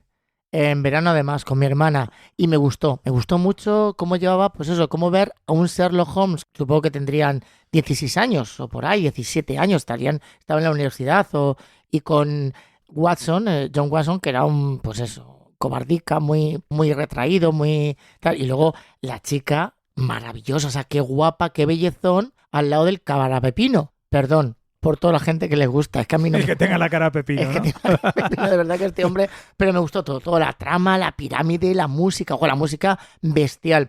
Como muy bien has dicho tú, fue nominada a los efectos especiales y de verdad no tener ni idea los de Hollywood, ni pajolera idea de nominar y dar premios, ni pajolera idea. ¿Quién lo ganó? ¿Miguel Ángel? Es que es lo que estaba buscando y creo que me he equivocado del año, porque según dice aquí, es del año 85 la película y los premios del año 85 en los efectos especiales no está metido. No sería Ley de Halcón porque se adolece también. No, claro, en el año 85 no. Luego lo busco y lo digo, porque es que no me sale. En el año 85 aquí está Indiana Jones y 2010 y Los Cazafantasmas. O sea, no Eso es del aparece esta 4, película. ¿no? Tiene que ser del 4 a lo mejor. Bueno, pues Sophie Ward, que era el personaje de Elizabeth, pues también es un personaje de estos que rompían ya esquemas con el tema del feminismo. Porque la chica también los llevaba bien puestos. Es así, es la chica la que rescatan, pero la chica se las traía. Sí, tiene cosas muy chulas con el paso del tiempo por la que reivindicaremos esta película. ¿Cosa imposible? Pues Dr. Watson y Sherlock Holmes es imposible que se conocieran de jóvenes, porque la primera vez que se conocieron cuando fue a alquilar el apartamento, el 221B de Baker Street, ya eran adultos, o sea, ahí no se conocían. Pero bueno, se tomó una licencia aquí Chris Columbus, que es el guionista, y para hacernos esta película tan chulita. Seguimos en 1985, si es que os digo yo que de la marinera, y vamos a cerrar este primer programa con Los Goonies, dirigida por Richard Donner y protagonizada por Sean Astin como Mike, Corey Feldman como Bocazas, Josh Brolin como Pratt, Jeff Cohen como Gordy, John Matseri como Sloth, Kerry Green como Andy y Mortag Bilton como Steph y Jonathan K. Quinn como Data. Una película de la que también tenemos un podcast, así es que si os quedáis con ganitas de saber algo más sobre los Goonies, os voy a remitir a esta película. Mezclar aventuras juveniles otra vez, mezclar historias de piratas, buscar un tesoro. A la familia de Mikey y a otras familias de Astoria las van a echar fuera porque van a edificar un campo de golf y quieren intentar, pues eso, que no les echen y recuperar las casas, y descubren un mapa del tesoro en la bordilla de la casa de Mike. Mapa del tesoro que es de Willy el Tuerto, de un pirata antiguo, un tal Chester Copperpot. Siguió su viaje y siguió sus pistas, pero desapareció, y ahora ellos quieren retomar ese viaje otra vez, quieren buscar ese tesoro. Conocemos a la familia Fratelli, a mamá Fratelli, protagonizada por Anne Crency. Conocemos a los hermanos, que hay uno que es muy gracioso, que canta ópera. Luego el otro que es también un poco el Joe Pantoliano, que hace de... No me acuerdo de los nombres de los personajes de los Fratelli, pero... Es que ya os digo, tenemos un podcast, verdaderamente, por si os quedáis con más sabor de boca de buscar alguna cosita más. Resaltar de esta película así cositas de las que ya pueda contaros, pues que en la escena final los padres verdaderos de los actores, de los niños, estaban en ese rodaje. Esta película también se rodó cronológicamente. Y bueno, pues el personaje de Jonathan G. Quinn, perdón, el personaje de Data, que lo interpretaba Jonathan G. Quinn, ya lo habíamos conocido unos añitos antes haciendo de tapón en la película de Indiana Jones y Templo Maldito. Le invito a los oyentes que se vayan a nuestro 10º programa que hicimos de los Goonies, donde creo que contamos todos. Entonces, por no volver a caer en las mismas anécdotas y todo eso, decir que para mí Richard Donner es uno de mis directores favoritos. Claro, yo Superman es una de las películas, La Profecía, en fin. Esta película la vi en el cine y me pasó algo curioso, y es que en su momento... ¿Te enamoraste? No, que en su momento no me gustó demasiado, o sea, no era... Yo me gustaba mucho la fantasía. Yo es que reconozco que a partir de ver La Guerra de Galaxias, Superman, me encantaba que todo fuera muy fantástico. Entonces estas películas que te bajaban un poquito simplemente a la aventura, pues no me acababan de gustar. Con los años sí que he ido recuperando y me ha gustado más. Y cuando hicimos el podcast he de reconocer que la volví a ver y me gustó muchísimo. Pero le faltaba ese toquecito que al Tomás de niño le gustaba tanto, que eran las naves, el espacio... los monstruos, en fin. Sí, un monstruo sale, ¿eh? Sí, pero no. Sí, pero no. Porque encima es bueno. Entonces, es una peli que me ha gustado más después que cuando la vi en el cine. Recoge muy bien toda esa relación de amistad entre el grupo, esa relación de amor, ese primer beso. Todo eso está muy bien. Y bueno, tenía aquí anécdotas, pero es que no las voy a contar, porque que escuchen de verdad el programa, que está súper bien, el 10º que hicimos en Frikilosofía. Ahí nuestros inicios, es que ahí estamos empezando. Éramos unos babies. A ver, yo lo que puedo decir de la película, me encantó, I love it, es que me encantó. A mí, ya lo he dicho muchas veces, que a mí las películas de adolescentes, donde salen niños, adolescentes, me gustan mucho. De colegios, de institutos o de aventuras. A mí me recordaba un poco a la serie de libros de Enid Blyton, la de los 5 o los 7 secretos, pues cuando van juntos a buscar algo. Encima, tesoros, un barco pirata que, por cierto, el barco pirata es una copia fidedigna del barco pirata de Disneylandia. Como no se lo podía llevar a los estudios, lo que hizo Richard Donner fue hacer una maqueta exactamente igual que el barco pirata el galón pirata de Disneylandia. A mí me gustó todo, Tomás, todo. El primer beso, las trampas. A mí me gustan mucho las películas que tienen muchas trampas. Trampas, Miguel Ángel. Trampas. Pues he dicho trampas. Pues claro, que se piensas que todo el día haciendo aquí un invento para que luego me digan que no sé hacer las cosas más. Ay, que bien has invitado, me encanta. Total, que me gusta mucho y todo este tipo de películas tipo Indiana Jones que van por una cueva y sale que de hecho... fijaos, hay una parte que empieza a rodar una piedra redonda parecida a la de Indiana Jones y el templo maldito. No, en busca de la caprida. Perdón, pues estoy yo bueno, estoy más para allá que para acá. Sí, en busca de la caprida. The Lost Ark en inglés. Y bueno, a mí que me gustó muchísimo. Y esta película no fue nominada a nada. Unos sinvergüenzas los de Hollywood, unos sinvergüenzas. No digo más. Bueno, pues para finalizar este primer bloque en que hemos visto películas como El nido del tuyo, Poltergeist, E.T., Los límites de realidad, Gremlins, Regreso al futuro, El secreto de la pirámide, Los Goonies, que quizás son las más fuertes de la Amblin. Miguel Ángel nos va a contar cosas sobre merchandising que hayan contado por ahí. Para quieto. Quieto para... Bueno, de Poltergeist he encontrado dos cositas. Por supuesto, el payaso, que eso da un miedo. Pues hay un payaso... Y no es caro, son por 40 o 50 euros te lo puedes comprar. Pero hay una cosa que me resulta muy curioso, que supongo que, bueno, pues como todo esto es un negocio. En las bandas sonoras y sobre todo los LPs, hoy en día cada vez más aceptación por los vinilos. Se están reeditando muchísimos vinilos, tanto de bandas sonoras, incluyendo las de Walt Disney, música clásica, heavy, en fin, muchísimo. Entonces, como reeditan otra vez estos vinilos, yo creo que hacen unas ediciones tan sumamente limitadas que los precios son exorbitantes. De hecho, está claro, hay una banda sonora de la película de Poltergeist que vale 130 euritos. No sé si es que será de oro, porque vamos, no lo puedo explicar. Pero bueno, en cuanto a ET, pues en ET tenemos, por ejemplo, un peluche gigante que me ha llamado mucho la atención de 45 centímetros, que 100 eurillos, pero bueno, eso está dentro de los límites. El álbum de cromos de ediciones que yo lo tengo, 120 euros, así que ya sabéis. Otro de vinilo, pues barato, y luego una edición en vídeo de Beta más, 1.800 euros. Original, todo lo original que tú quieras, pero me parece una pasada. O sea, a ver, la gente ha perdido el norte. No, a la virtud de pedir, la de no dar. La de no dar, claro. Al final, una cosa es lo que pidas y otra es por lo que realmente se venden. Es verdad que hay gente en estas plataformas que dice, yo lo pongo a este precio, pero ves que están siempre, no lo venden. Dirán, bueno, el día que lo venda ya... Como las naranjas. Tengo un naranja a 1.000.000 de pesetas. Y dice, bueno, pues pocas vas a vender. Dice, pero con una que venda compensa. Pues eso mismo. Yo de ET tengo... A ver, es que ET me gustó mucho. Ya os digo que también es una peli que me marcó. Tengo 2 vinilos, uno serigrafiado con la cara de ET, el original de la película. Luego tengo los carteles de cine de la original, de las ediciones de 30 aniversario. Luego tengo el álbum de cromos. Tengo el álbum de cromos, tengo 2, porque tengo uno que no terminé y otro completo. Tengo juego de PC, que no el de Atari. Tengo un juego de PC también muy chulo. Tengo libros. Vamos, de lo que es de ET me gusta mucho también. Para hacer una exposición. Pero ya mismo. Podría hacerlo, sí. Ya mismo. En cuanto a los Gremlins, bueno, había muchísimos muñecos. Hay un muñeco del malo de Stripe que vale unos 60-70 euros, un tamaño bastante importante. Pero aquí a mí me ha resultado curioso un juego de Nintendo por 70 euros y el álbum de Panini Paco que vale 300 euracos. Yo lo dejo ahí, no digo más. Vamos a ir ahorrando para los próximos cumpleaños. Yo no. No, a mí tampoco me... Regreso al futuro. Bueno, Regreso al futuro hay un DVD que está a subasta por 65 euros. Un Laserdisc de la trilogía, 100 euritos. Y bueno, Playmobil, ¿cómo le voy a meter aquí a Playmobil? El DeLorean de Playmobil con la referencia 70-317 que vale unos 50 euros. Tiene muchos detalles, el automóvil, el coche se le abren las puertas, se le puede meter y sacar el condensador de flujo, tiene luces alrededor, tienes a Doc y en Marty McFly, en monopatín, con una cámara, El el perrito. perro también lo tienes, y bueno, y luego El tienes plutonio. el plutonio, un Sí. maletín, y luego, bueno, el coche exactamente igual, más barato que si lo quisieras comprar con la marca, me parece que es NECA, me parece que se llama la marca, creo que es la marca NECA, que vale el cochecito unos 160-180 euros.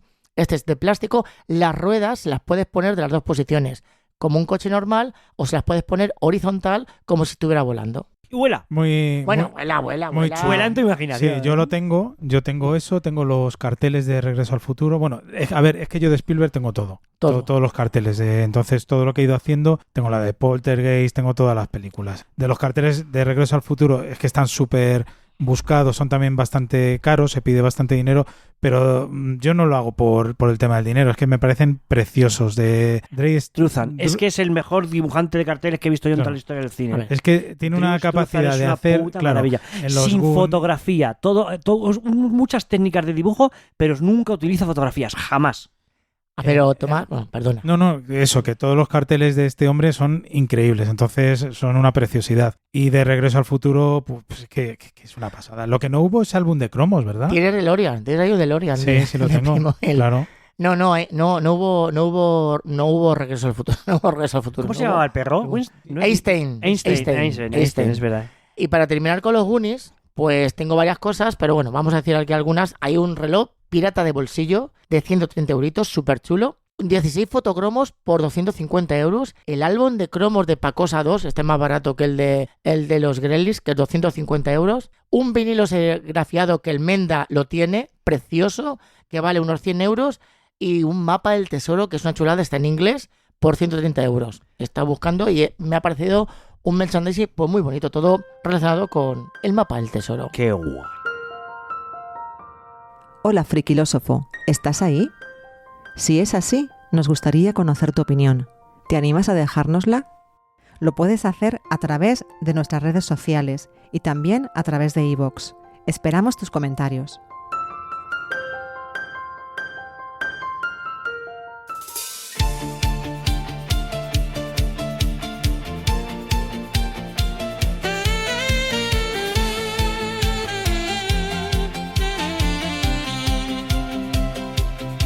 Éramos niños sin miedo al reloj, corriendo en la calle sin pedir perdón. Pantalones rotos, rodillas raspadas, travesuras al sol mientras mamá vigilaba. No había móviles ni conexión, solo canicas, bicis y emoción. No hacía falta mucho más, con un buen libro podíamos volar. Y éramos tan friki, Sofía, viajando a universos de fantasía. Bueno, pues con esto finalizamos este primer programa, chicos. Jo, qué emocionante. Yo de verdad que la Amblin, la Amblin que descubrí más tarde que era la Amblin, porque yo realmente eran las películas de Spielberg. Yo decía, las de Spielberg me gustan mucho. Como todos. Pues este ha sido uno de esos programas súper emocionantes que me traen un montón de recuerdos, que me devuelven a ese Tomás niño que disfrutaba tantísimo con estas películas y que además todo era nuevo para nosotros, éramos pequeñitos y todo esto que estábamos viendo era algo increíble. Y os invito a que escuchéis los próximos programas que vamos a ir haciendo, porque esto solo ha sido el principio. Hemos viajado a los inicios del Amblin, pero aún nos queda muchísimo por descubrir. Nos vemos en el próximo programa de esta tetralogía que estamos haciendo, donde nos adentraremos en las historias más entrañables y emocionantes de esta productora. En el siguiente capítulo hablaremos de las producciones que se hicieron desde 1985 hasta el 87, películas como Cuentos asombrosos, El color púrpura, Esta casa es una ruina, Fievel y el nuevo mundo, El imperio del sol, El chip prodigioso, Bigfoot y los Henderson y nuestros maravillosos aliados. Así que nada, friquilósofos, decidnos en los comentarios, que nos encanta leeros, cuál ha sido vuestra película favorita de estas que hemos hablado en este espacio, porque acordaros que faltan 3 más y os animamos a que nos escribáis. Si sois valientes, a que nos mandéis un audio a nuestro teléfono friki que tenemos abierto para vosotros, que es el 611 81 13 40. Y nada, decirte, Paco, que estoy disfrutando muchísimo, que estoy... Estamos, niño, es que ha habido programas y cosas en los que un poco soy yo solo contando y vosotros, pues recuerdo esto, sé qué, pero es que esto lo vivimos los que los tres. Pero es que esto es parte de nuestra infancia. Y en es el que- cine, en el cine, Tomás. Ya estas no, películas no. las veíamos en el cine. En ya, el cine sí, de hombre. estreno. Yo Sí. Nos despedimos y os esperamos en el próximo programa de Frikilosofía. Hasta el siguiente programa. Los frikis nunca dicen muerto. Fíjate. Fíjate. Bueno, queridos frikilósofos, no os perdáis todo lo que viene, que es tela, tela, tela. Adiós. Adiós. Universos de fantasía.